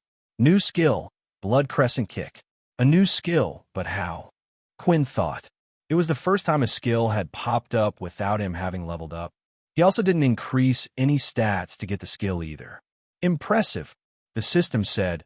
It seems like you managed to create a unique skill. This is a skill that you made all on your own, one that was not part of the system originally. By combining the martial arts skills Leo had taught him with the blood swipe skill he had learned from the system, he had created a unique skill only he could use. Blood Crescent Kick. When using the skill while performing different types of kicks, a red line of blood aura in the shape of a crescent will be made. The attack carries a distance of 10 meters, but the aura will get smaller and weaker the further it travels. Cost: -2 HP for every kick. Compared to the blood swipe skill, the two attacks were quite different. Blood swipe released from Quinn's fingertips, forming a claw-like shape and 5 small lines of red aura. He could also use blood swipe with both of his hands and bring the lines closer together to form a single stronger red line. However, this didn't seem to be as effective as 2 single blood swipes. The good thing about blood swipe was that because it had 5 separate lines, it covered a wider range, making it harder for a person to dodge, and they were more likely to use a block skill. While the Blood Crescent Kick was a single large line of red aura. It was sharper, faster, and also had longer range, but didn't have the same wide area of attack. There was also the fact that it cost 2 HP to use the kick instead of just 1 HP for a blood swipe. This didn't look like a lot at first, but Quinn knew that in a prolonged fight like he had against the Dalki, it would soon add up fast. It was one of the main problems with combining blood spray into his punches. Fex, having witnessed the whole thing, was quite amazed. Did he come up with that skill himself? When did he have the time to learn it? I saw him learn the leg kicks at the same time as me. And how does he know how to use advanced skills like the flash step? Yet he doesn't even know the basic hand-to-hand combat of the vampires. As he was deep in thought, he heard a laugh by his side. It looks like another one has been converted into a fan. Nate said, "You wouldn't believe it, but every time he fights he shows me something new. This kid is growing stronger fast." "Every time," Fex replied. "Are you sure he didn't just use these skills before?" "I'm positive," Nate replied. "The first time we fought, I beat him in such a way that made sure he showed me everything he had. But then I watched him fight against someone else, and he showed me a new skill. If he had used that in our fight, I don't know how it would have." Looking at him now, he's like an entirely different person from back then. If what Nate was saying was true, Quinn was getting stronger at an incredibly fast pace. One that hadn't been seen throughout the history of the vampires. Perhaps he is related to them. But I thought they all died out. If it's true, it would make sense why he has the shadow ability. Did they just move to Earth instead? Quinn then sent a message to Fex, saying he was free to play a few games of his own if he wanted to. Right now, Quinn wanted to practice this move. Fex replied back, saying it was okay, and he would wait as he wished to watch Quinn fight a couple more times. Quinn went into his next match-making game again, and with it, the crowd had followed. At first, he found it strange, seeing the people watching him. Since he had never played the game before, he was wondering if it was normal for so many people to be spectating one person. Did they randomly stumble upon his match? Or were they there because he had been on a winning streak for a while now, hoping he would eventually lose? However, Quinn didn't have time to worry about them, and really needed to worry about himself. The next game, he was placed with a level 2. Knowing he would get no experience in this match, he tried to finish it as quickly as possible, activating the wind walk skill in his boots to get in close, then using flash step and performing the regular hammer strike from behind. Hammer Strike and Blood Hammer were still by far his 2 strongest attacks. For Fex, though, it was the first time he had witnessed Quinn using them. He never used it against him in their fight, possible because Fex was too fast, because Hammer Strike took a brief moment to charge up. Against these weak people it was fine, but against someone as fast as Fex it would allow them to get in a free hit. So, he does know the vampire martial arts? Fex thought arg. He screamed, as he felt like pulling out his hair. You know what, I'm going to have to just stop guessing and find out myself. 2 more matches were made, and this time they were with another level 3 user and a level 4 user. These matches were closer and took more time, but they weren't as strong as they could have been. Rarely did Quinn get matched up with second years who seemed to have higher-tier beast equipment. Quinn could only assume that the system had designed it this way on purpose, or just not many second years were playing the game. If there was one person who would know, it would be Logan. He made a mental note to ask him later. After winning the 2 matches, he had gained 20 more experience points and had decided to take a break. 100/400 EXP. Just as he was leaving the game, he had received a single message from Nate. "I'll see you soon, and make sure you join the fighting event." Quinn had remembered Nate quite clearly. It was another loss that had stuck in his mind. And judging by this message, Quinn knew exactly what he was talking about. The upcoming military base event. Soon all the bases would meet up to compete in special events, each trying to show that they were able to raise the best and strongest students. Quinn was excited for once. Perhaps with this event, he would finally be able to show his strength. Inside the VR gaming room, one of the pod doors was abruptly opened, and out stepped a fairly domineering man with a burly build. His neck was nearly as wide as his square-shaped head, and for some reason, he also decided to frame his hair in a way that was similar to how his head was sculpted. However, after leaving the gaming pod, having had enough for the day, he was eager to get ready and start practicing for the upcoming event. "A month left, huh? I just wonder how much stronger you can get in that meantime," Nate said with a smile on his face. A few seconds later, a hissing sound was heard from the pod next to his. As the pressure was slowly released from the sealed door, it started to lift up, and Nate saw a friendly face peeking in between the aperture. "Hey, that guy really keeps getting better in every attempt, doesn't he?" Sam said. "I don't even know if I could beat him in a real battle the way he is now." "You shouldn't talk down to yourself like that," Nate replied. "Remember, he's only a first year, and there are 2 major differences between the first years and the second years. One is our equipment," Nate said, pointing to the cape that was on Sam's back. "And the second one is our soul weapons. I don't know many first years who have been able to produce a soul weapon, and it's only something that they teach you in your second year." The 2 of them started to walk back to their dorm rooms. It was already evening and getting late, so it was nearly time for them to go to bed. Nevertheless, they were both excited about what they had just witnessed. "Wait, if he's a first year, do you really think they will let him fight in the tournament?" Sam asked. "You saw his skills, right? At the rate that he is improving, even in a month's time, with or without a soul weapon, he should be able to match us. And that is a scary thought to have, but it makes my heart beat wildly at night." "You're one strange dude," Sam said, looking at the creepy smile on the face of his companion. "Well, you're right about that.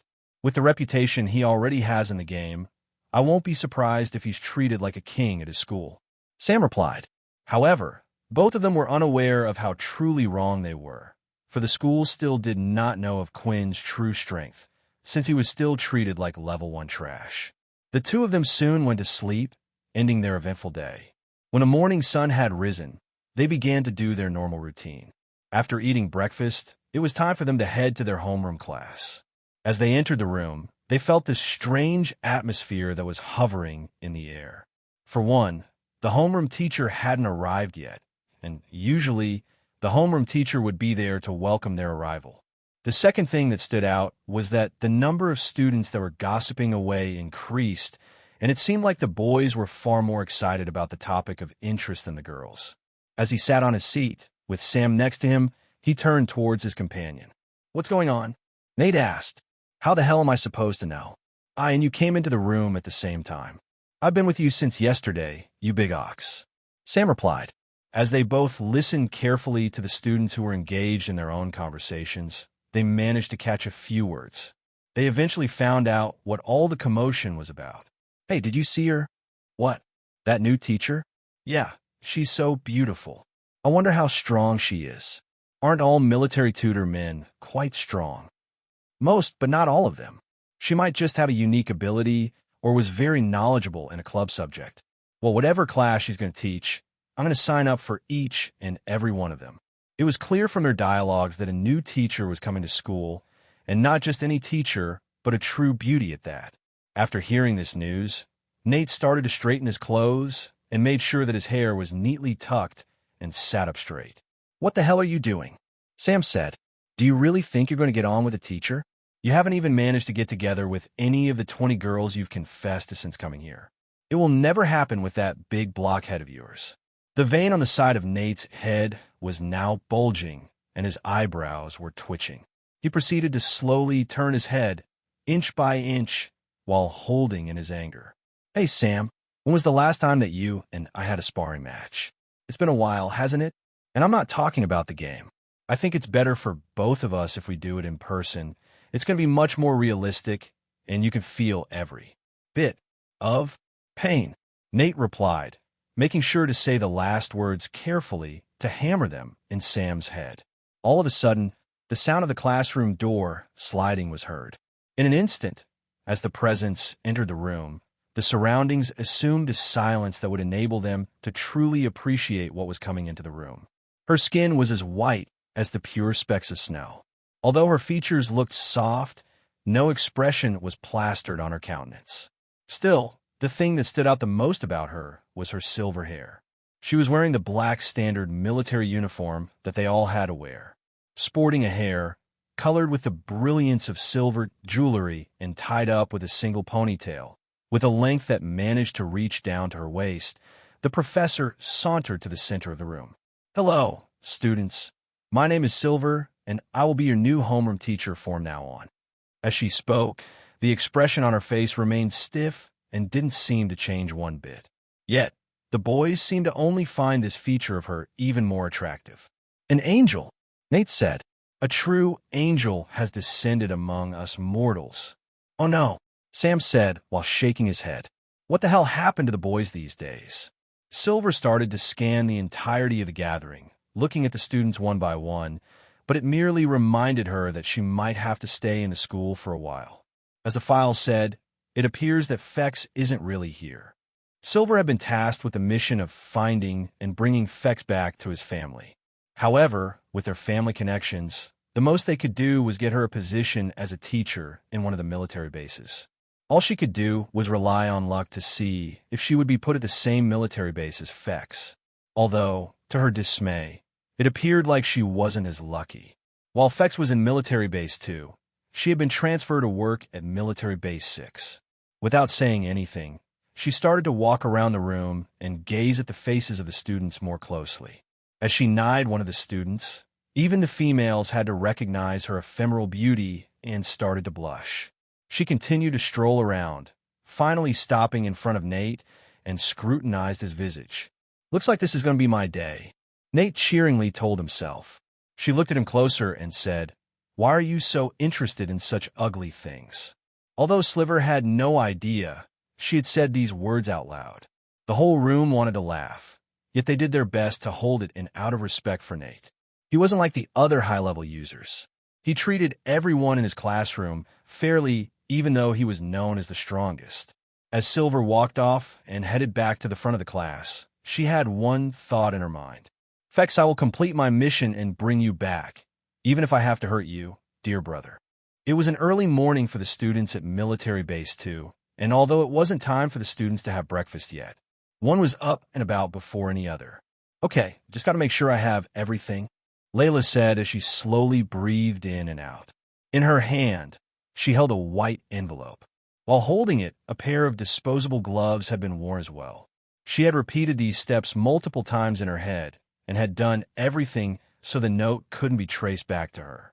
She felt around the envelope, making sure the nano stick was inside.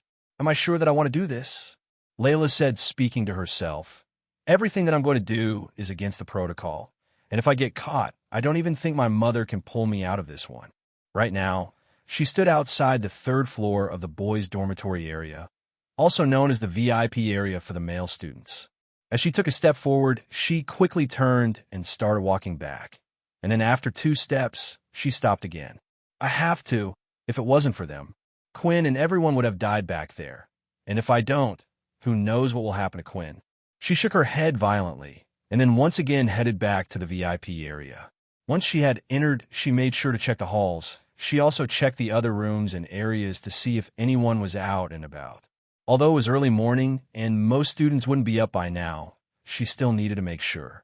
after placing the white envelope on the floor just outside one of the doors. She stepped back towards the exit of the hallway, right by the staircase. No turning back now. Using her ability, she pushed the envelope underneath the door, and it was now on the other side. After that, she quickly ran down the stairs, heading back to her room. So far, for everyone, it had been a normal day. They ate their morning food, as usual, and then went to their morning homeroom classes. It was now lunchtime, which was usually just before combat classes, and at that moment, while Vorden, Quinn, and Peter were outside, Quinn had received a ping on his watch. Asterisk ding. A voice message.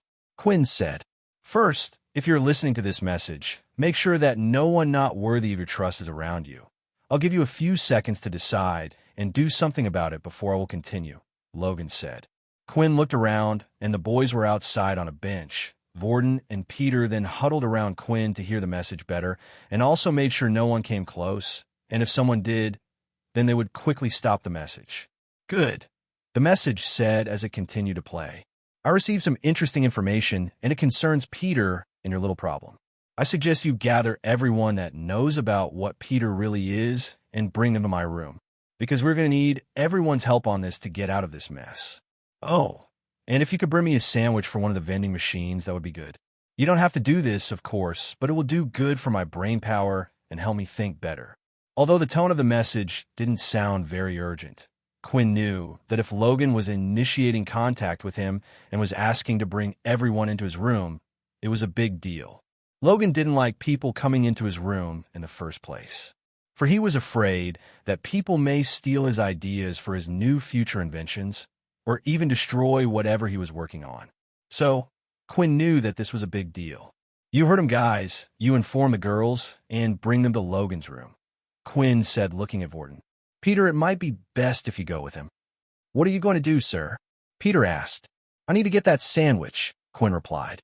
The group had split up, and Vorden and Peter went to get the two girls. However, Quinn didn't just do that so he could get a sandwich. He was actually going to look for Fex. With his nose, it wouldn't be difficult to find him, and he knew that if he informed Vorden about this, he would be against it. But if it was something to do with Peter, he was sure Fex would help out. The girls, along with Vorden and Peter, were patiently waiting inside Logan's room. The boys were quite calm, while Erin was tapping her foot away and about. Lately, she had been using all her spare time to practice her sword skills, yet she still could never achieve the same results as she did on the roof that day. Being here just seemed like a waste of her time, while Layla, who was standing next to her, felt a horrible, bubbly feeling in her stomach. Her heart was pounding so hard she thought it was going to jump out of her throat. "Can't you just tell us what is this all about?" Erin said, annoyed. "This is a very serious matter," Logan replied, sitting in his chair. He was currently playing with a trapezium-style Rubik's Cube, made from metal. The inside used little small triggers to twist and turn the shape in all sorts of different directions. This made it multiple times harder than a standard Rubik's Cube. Each time he shifted one of the pieces, a large mechanical sound would be made. "And I would hate to have to repeat myself again," Logan said as he continued to mess around. The room was silent, and the only thing that could be heard was the shifting sounds of Logan playing with the mechanical item. They waited and waited. Asterisk click. Asterisk click. "Will you put that damn cube away?" Erin shouted. "Before I shove it up your..." Just then the sound of the door was heard. "Looks like they are here," Logan said as he put the cube on the floor. Quinn entered first, and right behind him was Fex. As soon as Erin saw this, she immediately stepped back.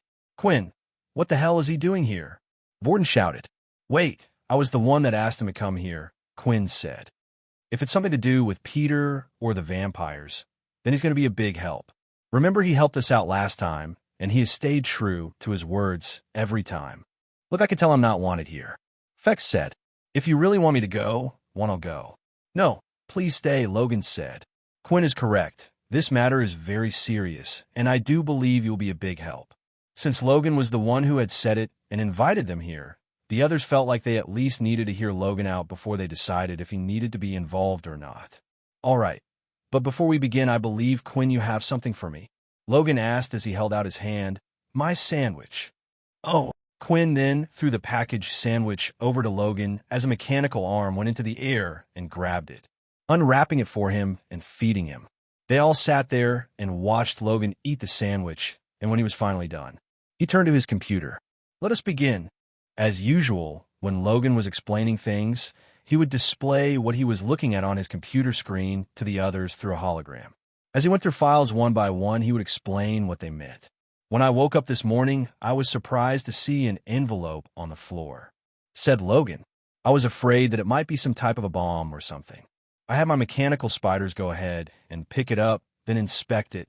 I scanned it for any traces of tampering and to see what was inside. To my surprise, there was a small little nano stick inside with a note. The screen had changed, and right now, a scanned version of the note was being displayed to the others. In this nano stick is some information on one of the Big Four family members, more specifically, its leader known as Truedream. Our group has managed to gather extensive research into him, and here we can see all his wrongdoings in the past. The reason why I have passed this note on to you is that unfortunately for all of you, Truedream will be arriving in a few days' time. Out of everyone, I thought perhaps with your abilities you might be able to do something to stop this madness, for we do not wish anyone innocent to get hurt." At the end of the letter attached to the bottom was a stamp, and everyone in the room recognized it well. They had seen it many times on the television, and some of them had even written school reports about the group.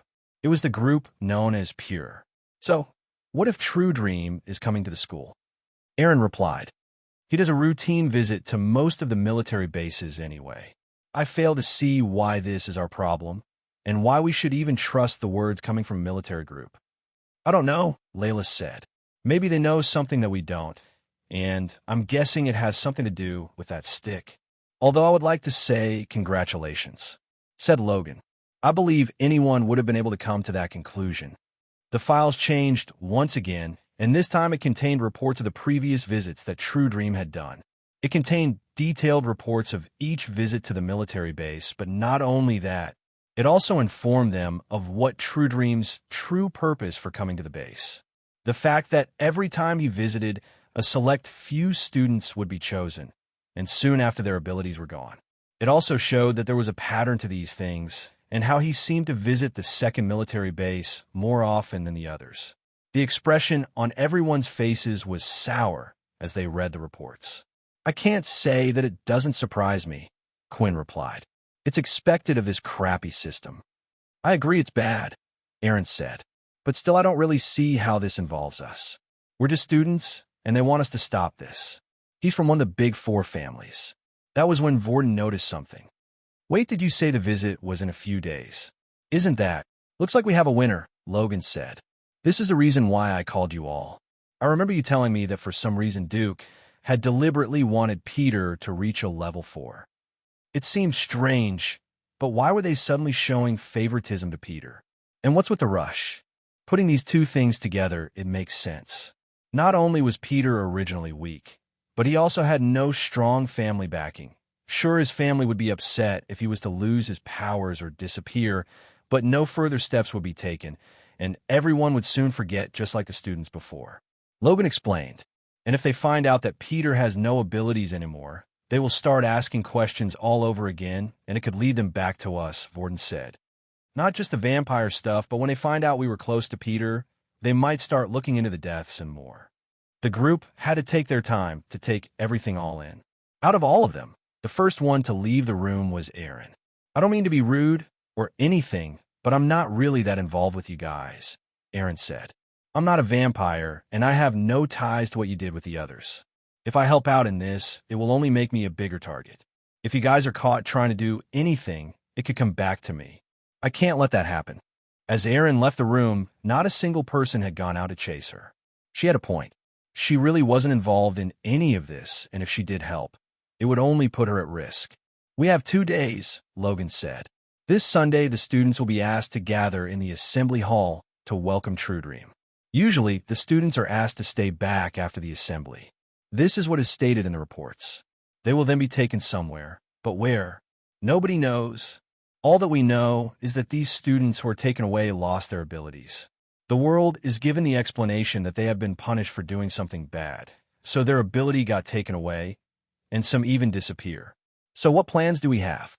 The group then continued to discuss what could happen and came up with different plans and scenarios in case different things happened.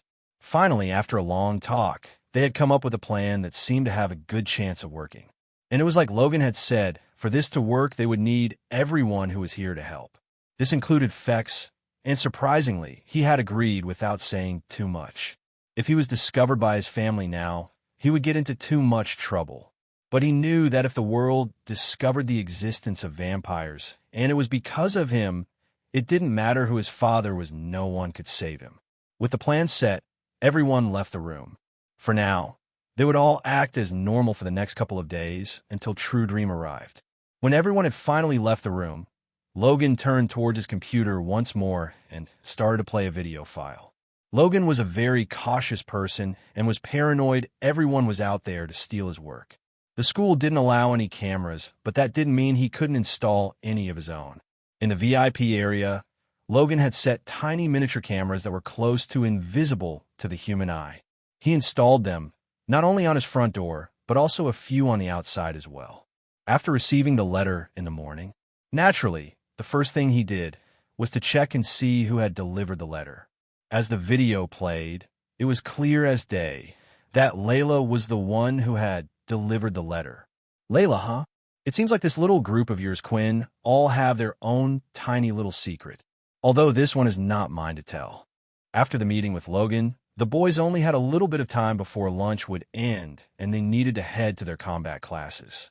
That's when Fex asked a question that seemed out of the blue for everyone present. So who is this Truedream guy? Is he a big deal? Fex asked. Everyone stopped for a moment and turned to look at Fex strangely. It was impossible for someone who lived on Earth to have never heard FO, the Big Four family names.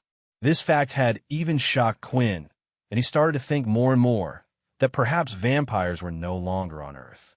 Whoa, what's with all the creepy stares? So, I don't know one person. Is he really that big of a deal? Fex asked. Well, to be honest, I think Vorden would probably know more about him, Quinn replied. I only know the basics. At this point, everyone was all ears to hear what Vorden had to say. Truedream is different from the other big families, Vorden said. The families had their powers long before the world knew they even existed, slowly passing it down from family to family member. And to be honest, even within all the ability users, the three families always reigned on the top. The three, Quinn said. Yeah, this is what I mean when I say the Truedream family are a little different. For one, most of his family actually consist of multiple different ability users. This is due to the nature of his ability. The second thing is Truedream had discovered the ability himself later in life. We believe he is the first to have this power. His ability is unique, and we're not even sure if he can pass it on for others to learn or not. The military who are partners with him like to keep it this way. Remember, it's only because of him that so many of those in power chose to not disobey. Anyone who tries to fight back or rebel gets their powers taken away. There are even rumors it was because of Truedream that the pure faction had started in the first place. Once your ability gets taken away, there's no way for the body to learn another one, and for some reason, it seems like Truedream's ability stops you from completely producing any more mutant cells for your old ability. As you know, someone without an ability can't get very far in the outside world at the moment. It was true currently in the outside world, most of the things that couldn't be done with abilities were already automated with technology. Everyone then received a universal income, but it wasn't enough credits to live on Earth, causing most of the humans to relocate to shelters on other planets, some that were less protected than others. Although, even after Fex had heard Vorden's explanation, this Truedream person still didn't seem like a big deal to him. Even if Fex's ability did get taken away, there was nothing he could do about his vampire powers. Also, it seemed like Truedream himself was very weak, so he didn't understand the fear associated with his powers that the others had. After the boys finished talking, it was time for them to split up and head for their combat classes. Before doing so, Peter changed his number from an ability level of 2 to a 3. This way Bones could see he was progressing and report back to Duke. As usual, during the combat class, the group was going through their kicks once again. It was expected since the theme for the lesson would carry on for a week. Only this time Leo demonstrated how to block using your legs and counter certain moves using the palm of your hands instead. Fex and Quinn weren't really in the mood to practice all out. They were too busy thinking about the plan they had to initiate. So they were casually kicking and blocking each other's attacks at a normal speed. They had a lot on their minds as the plan wasn't perfect. It couldn't be perfect because they didn't know what Truedream was going to do. So the only thing they could try was improvising and plotting around a few things they didn't know what was going to happen. In the middle of their practice, Fex asked Quinn a question. Hey, that ghoul he evolved, right? So I'm guessing you sorted everything out. Do you know what he evolved into? You mean you can't tell?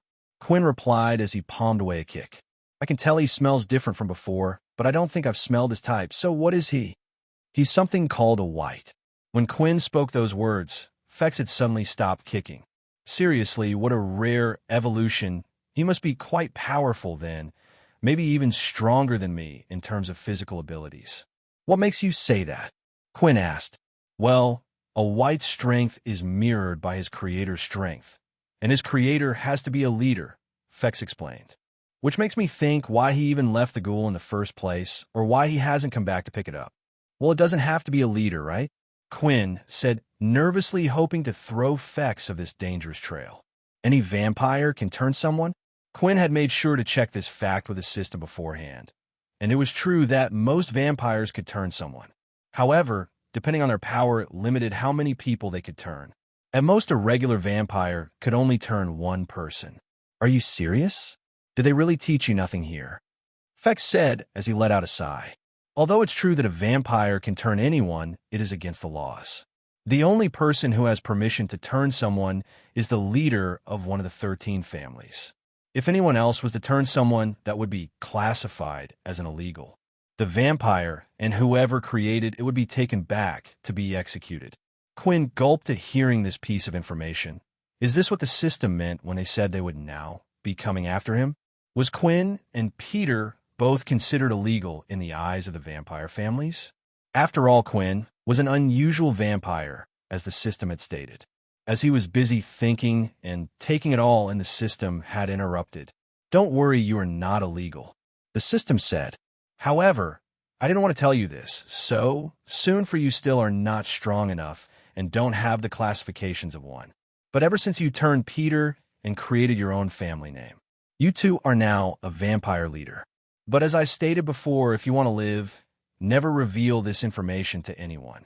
Although Fex didn't say anything else, he had kept a few things to himself. Whites were known to only follow one person, otherwise their natural nature would take over.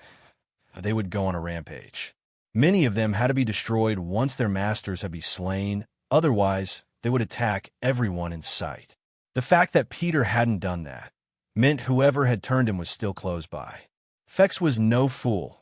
Judging by the frightened look on Quinn's face, he could only assume Peter was created by him, and perhaps Quinn's leader wasn't aware of this certain event. Fex didn't know how close to the truth he was, and how far away he was at the same time. A whole load of information had just been given to Quinn at once. He felt like it was pretty relevant to the situation he was in, and it would have been nice if he had at least hinted about it beforehand. The way the AI acted with the system was really starting to bug Quinn. The lesson was coming to its end, so Leo decided to round up everyone to give a few pointers. This was Quinn's chance to ask the system the questions he needed. Look, I don't understand anything, Quinn said. I understand, maybe you didn't want to tell me before. The less I know about it, the better, hoping I wouldn't get too involved, but right now, Fex is here, and if I make a mistake and slip up, he will easily be able to tell. I'm sorry, Quinn, the system replied. I want to tell you, but sometimes I can't. When the Creator created me, he chose to make it so certain information was revealed only when necessary. There are things I wish to tell you, but cannot. Then what can you tell me? Earlier, Fex mentioned there being family leaders, and then you mentioned that I was one as well. What does he mean by that? The vampires are controlled by a council. The council is split up into 13 different leaders and a vampire king or queen. These are also were known as families. When you created Peter and made your family name, you automatically became a member of the council. Quinn couldn't believe what he was hearing. Just a second ago, he didn't even know a vampire council existed, and now, apparently, he held a high position of power. But then, Why would they be after me then? Quinn asked. And wouldn't this mean I would be safe if they found out about Peter? Quinn, the vampire race like to seem like they're working together, but they are just as cruel and power-hungry as humans. When a vampire king or queen decides to go into eternal slumber, then a new king shall be selected from one of the 13 leaders. While the current king or queen is still present, they must do as they say. But once they disappear, it will turn into a cruel battleground. You're only a leader in name only. A shortcut was created due to the system. A lowly vampire like you is too weak. To become a vampire leader, one at least must have the rank of a vampire lord. Although this isn't the only reason why they will be after you. Unfortunately, I can't say anymore. The vampire leaders were at the rank of a vampire lord, but Quinn had never met a leader before, so he had no reference for their strength. The only other vampire he had met was Fex. What about Fex? Do you know what rank he is at? Quinn asked. Fex is on the cusp. He is not quite at the next evolution stage, which would be a vampire noble, but he is stronger than most vampires out there. The ranks are as follows. You have a vampire, vampire noble, vampire knight, vampire lord, and finally, the vampire king or queen. There are also the subclasses, such as Peter within these ranks, but they can never rise above their leaders or creators. Quinn was hoping to hear that Fex was quite a high-ranking vampire, perhaps even one just below the vampire lord. Instead, he just managed to get confirmation that there were a few more classes even above Fex. It was as the system said, for whatever reason that the system wouldn't tell him. If they were to learn he was a vampire leader, they would try to kill him. And with his strength right now, he wouldn't even last a second. These families, why are there 13 of them? Couldn't all the vampires just unite under one banner? The humans and vampires share more than they would like to think. Just how humans were selfish and decided to keep their abilities to themselves is the same for the vampires. Each vampire has a basic set of skills. However, the 13 different families are each divided into the different abilities they have. This does not mean they are all related by blood, however. Before learning an ability, a vampire must go through a blood ritual with that family, meaning they can never go against them. Only then will they teach that vampire their ability. An example of this is the Sanguini's family that Fex is a part of, who have the ability to control string. Still, this does not mean a vampire cannot learn an ability outside of the 13, but if they chose to do this, they will never be promoted within the ranks of the family they have chosen to follow. This information disappointed Quinn a little. He was hoping at some point he would be able to find an ability for Peter to use, but it seemed like each family kept a lock on their abilities, not allowing outsiders to learn them. And what were the chances Quinn would be able to stumble upon another book that vampires were able to learn? Thinking about this caused another question to pop into his head. Wait, Quinn said. Does that mean my ability belongs to 1 to 13? Is that why they're trying to kill me? Your shadow ability is not part of the 13 families. The system replied. This was the first bit of good news, Quinn thought. If his ability wasn't part of the 13 families, even if he used it, the vampires wouldn't know he was a vampire, and they could think he was just another ability user. But I warn you to not use your ability in front of others. The only thing I can say for now is your ability carries history for the vampires that they wish to forget. They would only target you more. Doesn't that mean Fex is targeting me then? Said Quinn. I believe he may be too young to know about what happened in the past. They most likely do not teach the young ones about this either. This is all you need to know about this matter. Only when you are strong enough, Quinn. I promise I can tell you then. This whole vampire business seemed like it was more trouble than it was worth at the moment. Just when Quinn thought he could finally stop hiding his strength, it seemed like he needed to hide it even more. Right now, though, he would have to deal with one problem at a time, and the immediate problem in front of him was Peter and Duke. Over at the Elemental Training Hall, they too were doing the same lessons as usual, and as lessons were about to finish, they had free time to do what they wanted, and once again Bones had come over with his 2 men and confronted Peter. Peter, Bones shouted, well, will you look at that? You finally managed to reach level 3. It looks like you're going to make it to level 4 in time after all. What do you say to one more sparring match before tomorrow, huh? Bones was frustrated after taking a beating from Vorden last time, and he himself was a level 4 user. while Peter was still a level 3 and a new one at that. Bones was confident he could still beat him.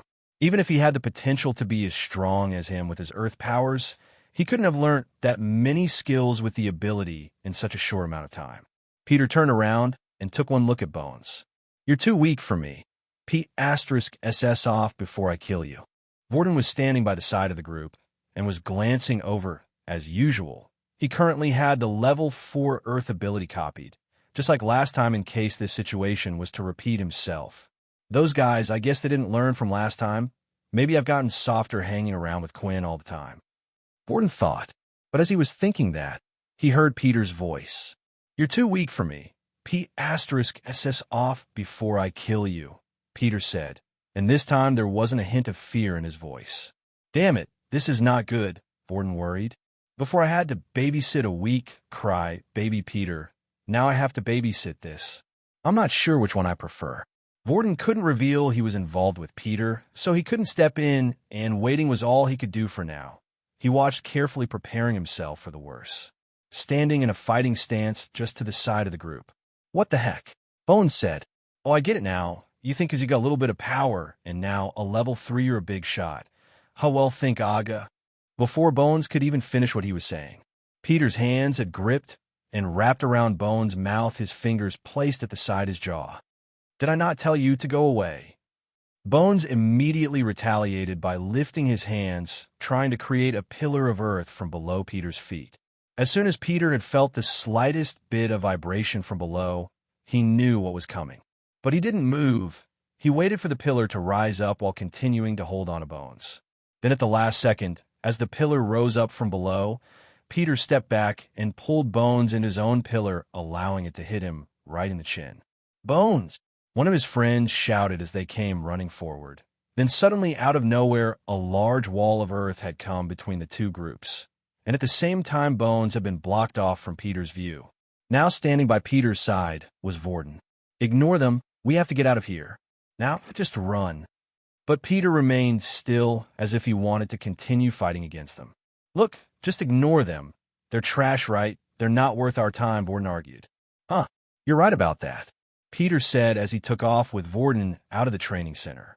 As Vorden and Peter were outside, Vorden decided it was best if they headed back to the dorm room for now and stayed there. While heading back, he started to think about the confrontation. It had shown Vorden how much Peter had changed.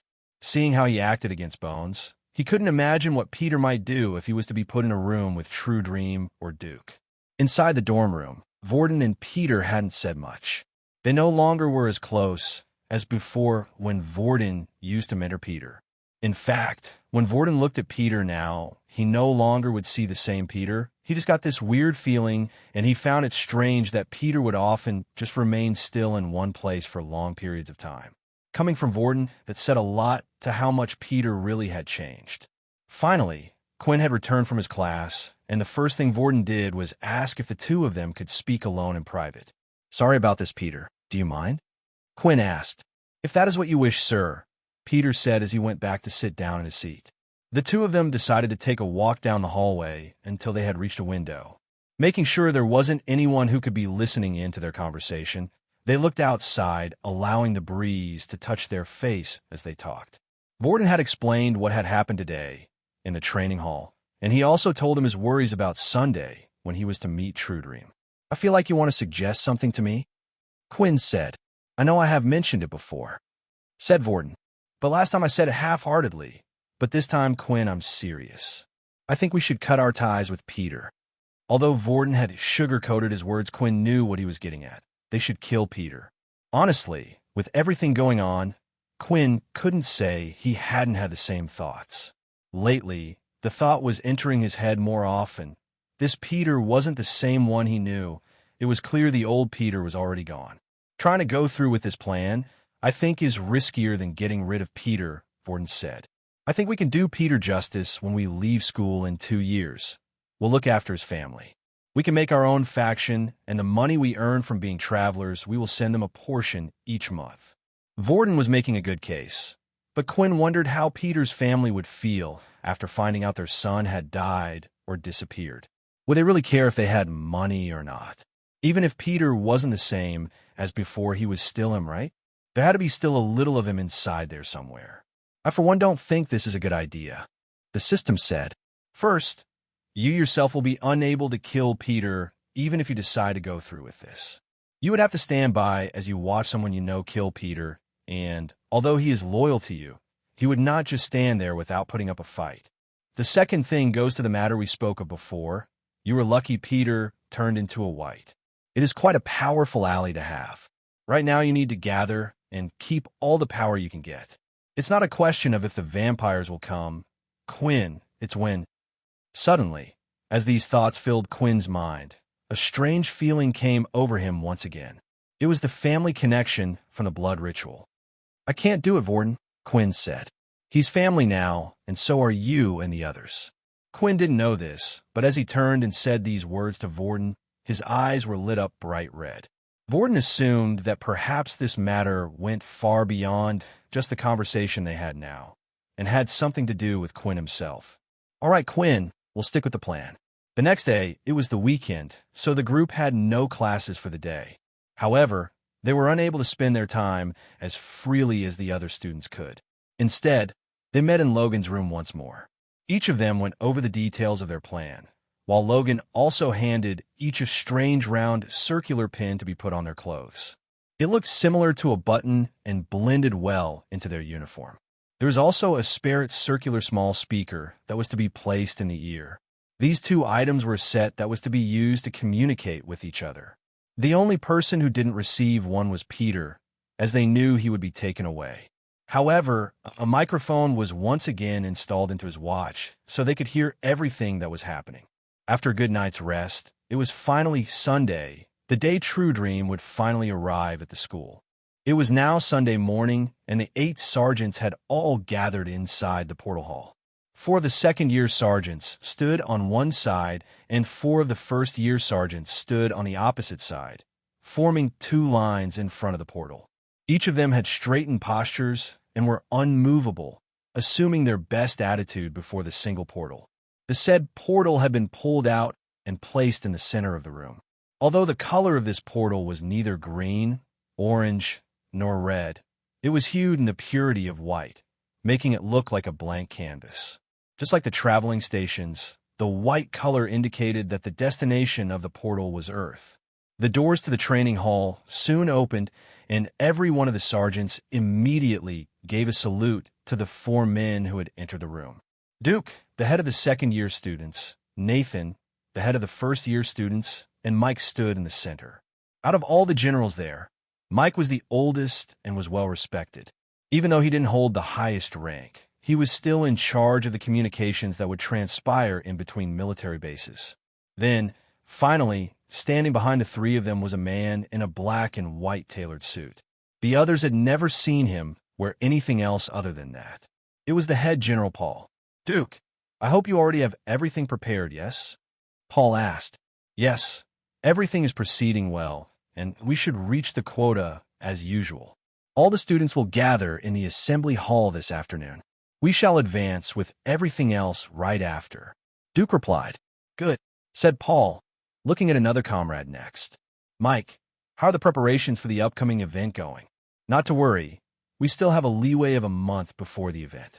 Students will be able to choose which events they want to participate in soon. I'm sure that we'll come out on top this year. I know we will, Mike said as he laughed loudly. Nathan, I'm afraid I have some bad news for you, said Paul. The upcoming portal outing for the first-year students, it will not be a green portal like how we originally planned it, but it will be an orange portal instead.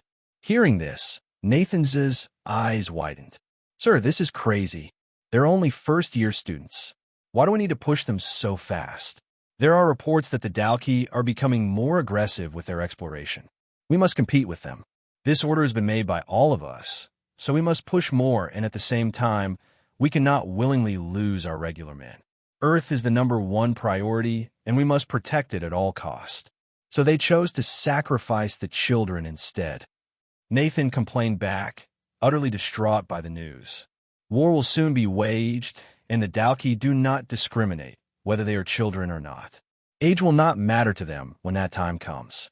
It's better that they get the experience now. I will give you permission to send a couple of sergeants with them for their safeguarding rather than the regular teachers. But that's it. This is an order, and it's final. I don't want to welcome any opposition. Usually, green portals would be used for first years. They were the safest, containing basic and intermediate beasts. Once the student reached the second-year stage, they would then, though only once, go out on an orange portal expedition. Orange portals posed a heightened risk. There were shelters on the planet, but the whole planet had yet to be explored. The moment that the military arrived on that planet, the goal would be to expand and explore the areas of the planet that had yet to be explored. If they were lucky and finished their exploration, it would get the go-ahead and the portal color would change to green.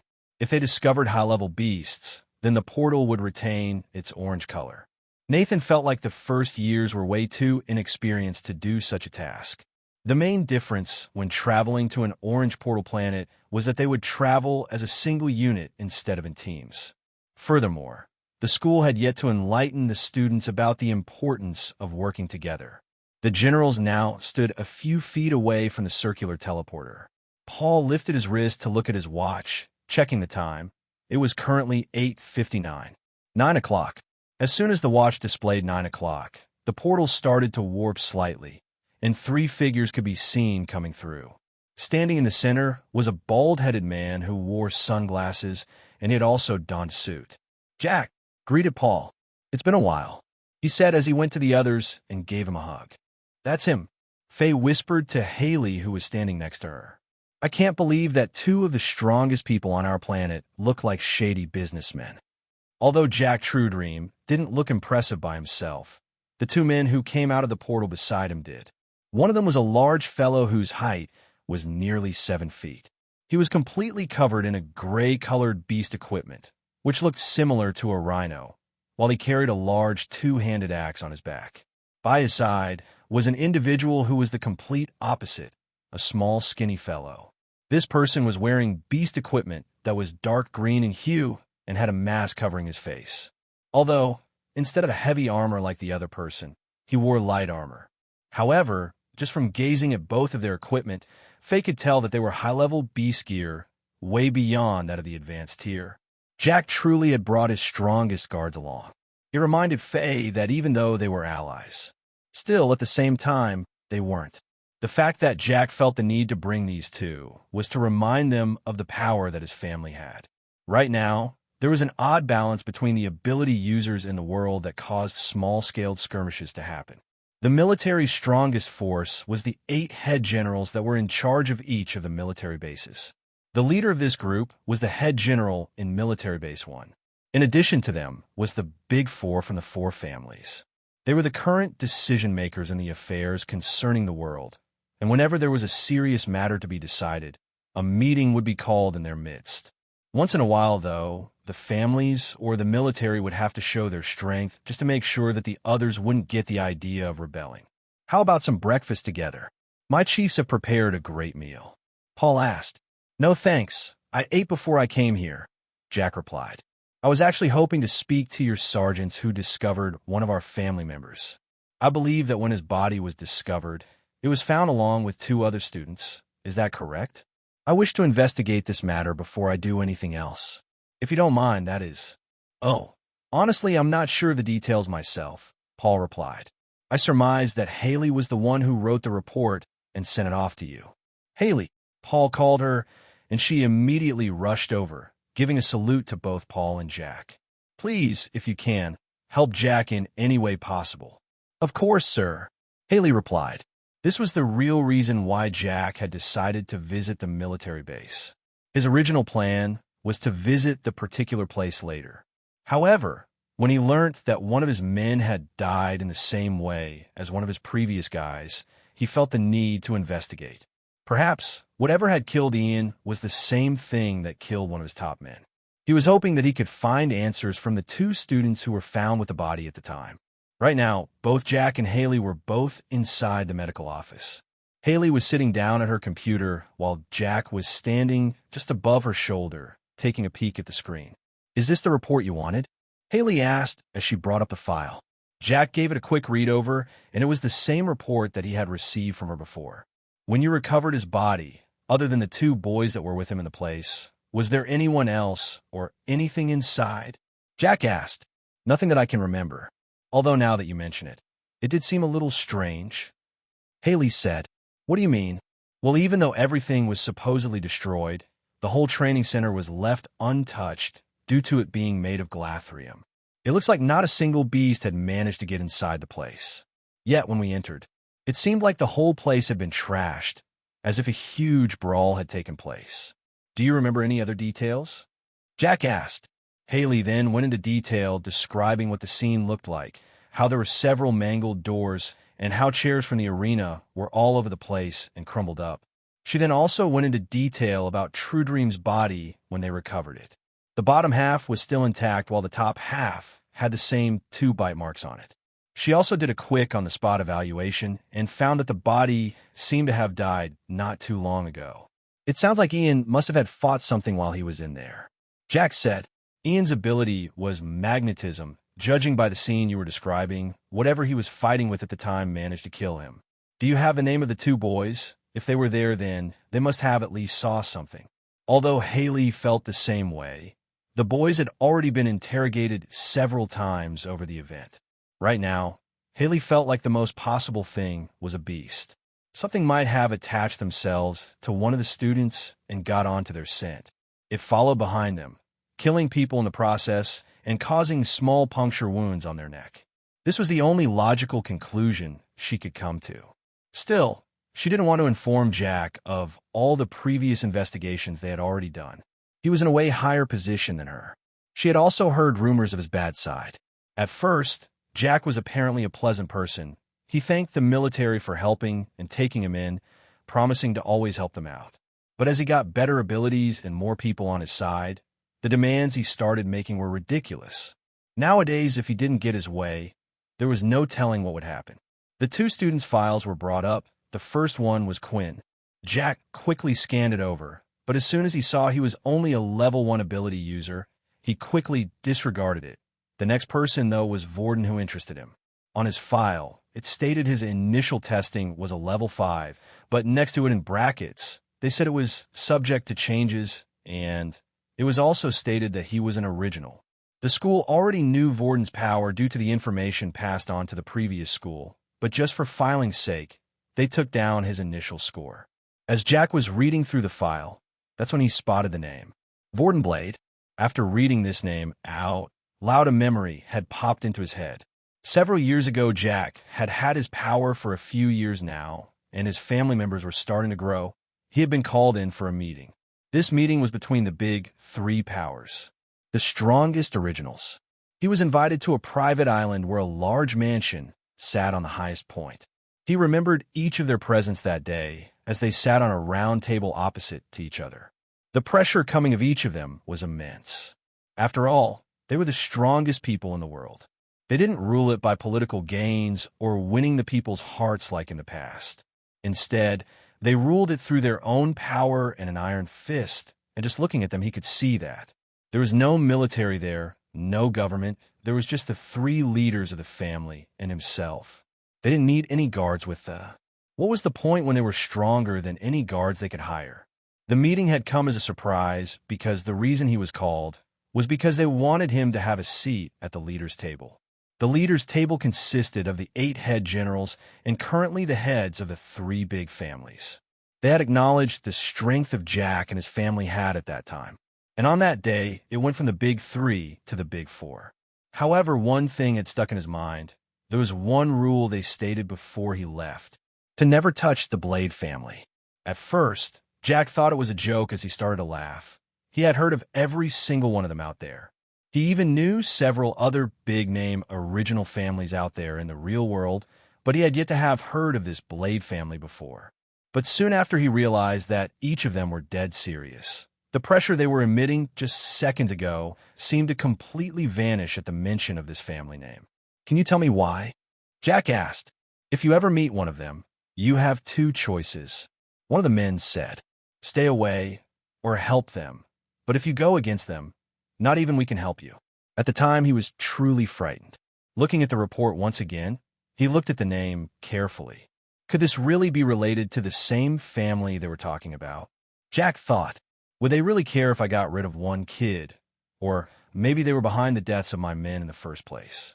He started to think about what to do and decided to go confront Vorden. However, every time he felt like he was about to do this, images popped back up in his head of the strong man on the table that day. Just would have gotten him so worked up. Perhaps it's best if I just leave it alone for now, Jack said. I could always get some more men. A few hours had passed, and lunch break had just passed. Although it was a Sunday, all the students had been told to gather in the assembly hall for a special occasion, while the others were wondering what it was exited and chattering away. Quinn and his group had stomach pains, and their blood was pumping widely around their body. They knew exactly why they had all been called. A part of them didn't want the letter to be true, but they could no longer escape reality. Standing inside the assembly hall was all the first-year students and the second-year students. In total, in the assembly hall stood around 1,000 students. All of them stood nice and straight, staring in the direction of the stage. Right now, standing up on the stage was Duke, and behind him were the two men who had arrived with Jack. "All right, is everyone ready?" Logan asked. Right now, Logan had a small earpiece that acted as a microphone, while the others apart from Peter had the same. It was time for them to put their plan into action. "Ready," they all replied. The assembly hall was split into two equal halves, with all the first-year students standing on the left of the stage and the second-year students standing right of the stage. The fact that all the students in the school were told to gather together, and not just a single year told them it would be a big event. Then the two sections on each side would be further split up. They were grouped by each homeroom class, which contained about 50 students. Quinn and Vorden were standing relatively close to each other, while Peter was standing a row in front of them, so they could keep an eye on him, while the girls stood directly at the front of the class. Their section was stationed closest to the stage, while right at the back towards the exit was Logan. To his surprise, it seemed like Fex was in the same homeroom class as him. Logan didn't turn up to homeroom class much, and if it was anyone else, they would have been punished for this. But because Logan was a VIP student from a rich family, he obtained special privileges. Duke was currently standing on stage, giving the students a speech, telling them about all the achievements that the base had made so far, and what the upcoming schedule for the first-year and second-year students would look for the rest of the year. While listening to this, Vorden was preparing himself, or more specifically, he was preparing someone else. "Ratton, you remember the plan, right?" Vorden asked. "As soon as you finish with what needs to be done, then you get out of there. I don't care if someone looks interesting to fight, or if someone looked at you the wrong way. We need to disappear immediately after you're done. Will you shut up?" Ratton snapped back. "For the last 2 days, you've said the same thing over and over to me. I know that if I don't do what you said, I won't hear the end of it." Vorden hated the fact that the plan required him to use Ratton. If he could, he would have used himself, but the task that was given to him relied on him having two abilities, and Vorden could only control one. But of course, using Syl was out of the question, so that left him with Ratton. The two abilities he needed were already stored for the day. Right now, they just needed for the assembly to be over. Quinn, on the other hand, was worried for Peter. The system recommended giving Peter some of his blood, which he did, and he gave the order not to attack Duke or Jack. With the extra blood, it made Peter more loyal to the point he would obey every order. Loyalty to one's master was also distance-based. The further away, the less influence the master's orders had. But with fresh blood from Quinn in his system, he would have no option but to obey the commands he was given. Eventually, the power would fade away, but for a short time period like this one, it would be enough. The only way that Peter could disobey this order is if his life was put on the line.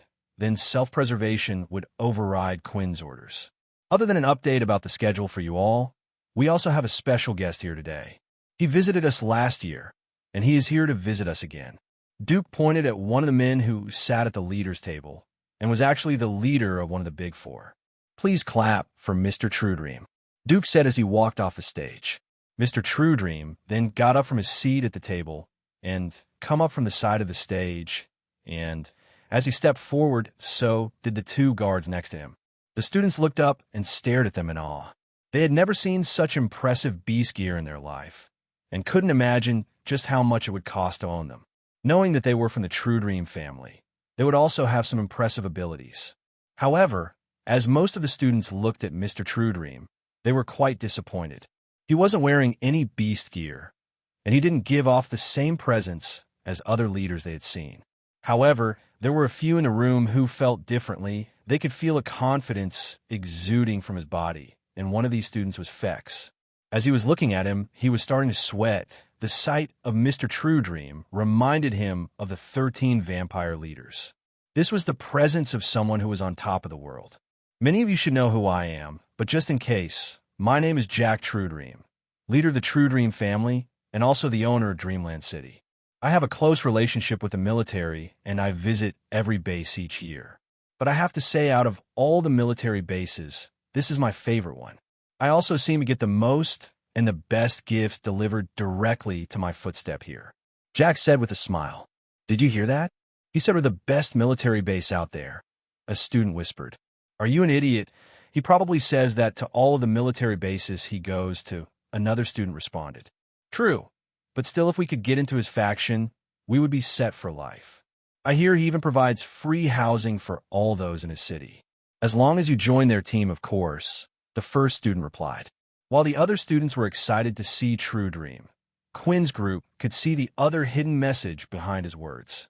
Most likely those gifts he was talking about were the students given to him right after this assembly. He was declaring it in the open, while no one knew what was happening. While the speech continued on, from the bottom of Logan's sleeve, one of the small mechanical spiders crawled down his shirt and hopped off his shoe. It was the same size as a regular small spider and made next to no noise as it moved about. It continued to crawl across the floor until it had eventually reached the stage. All right, guys, it's all set, Logan whispered. Jack then spoke his final words. In a month's time, I will be coming to watch all of you at the intermilitary base event. Perform well, and those that impress me will be given an extended invitation. With that, the speech was over, and Jack walked off stage with his 2 guards behind him, heading off to a location out of sight from all the students. While doing this, the mechanical spider quickly followed along. As Jack left the stage, Duke returned. He had one last thing to say to everyone. You heard the man.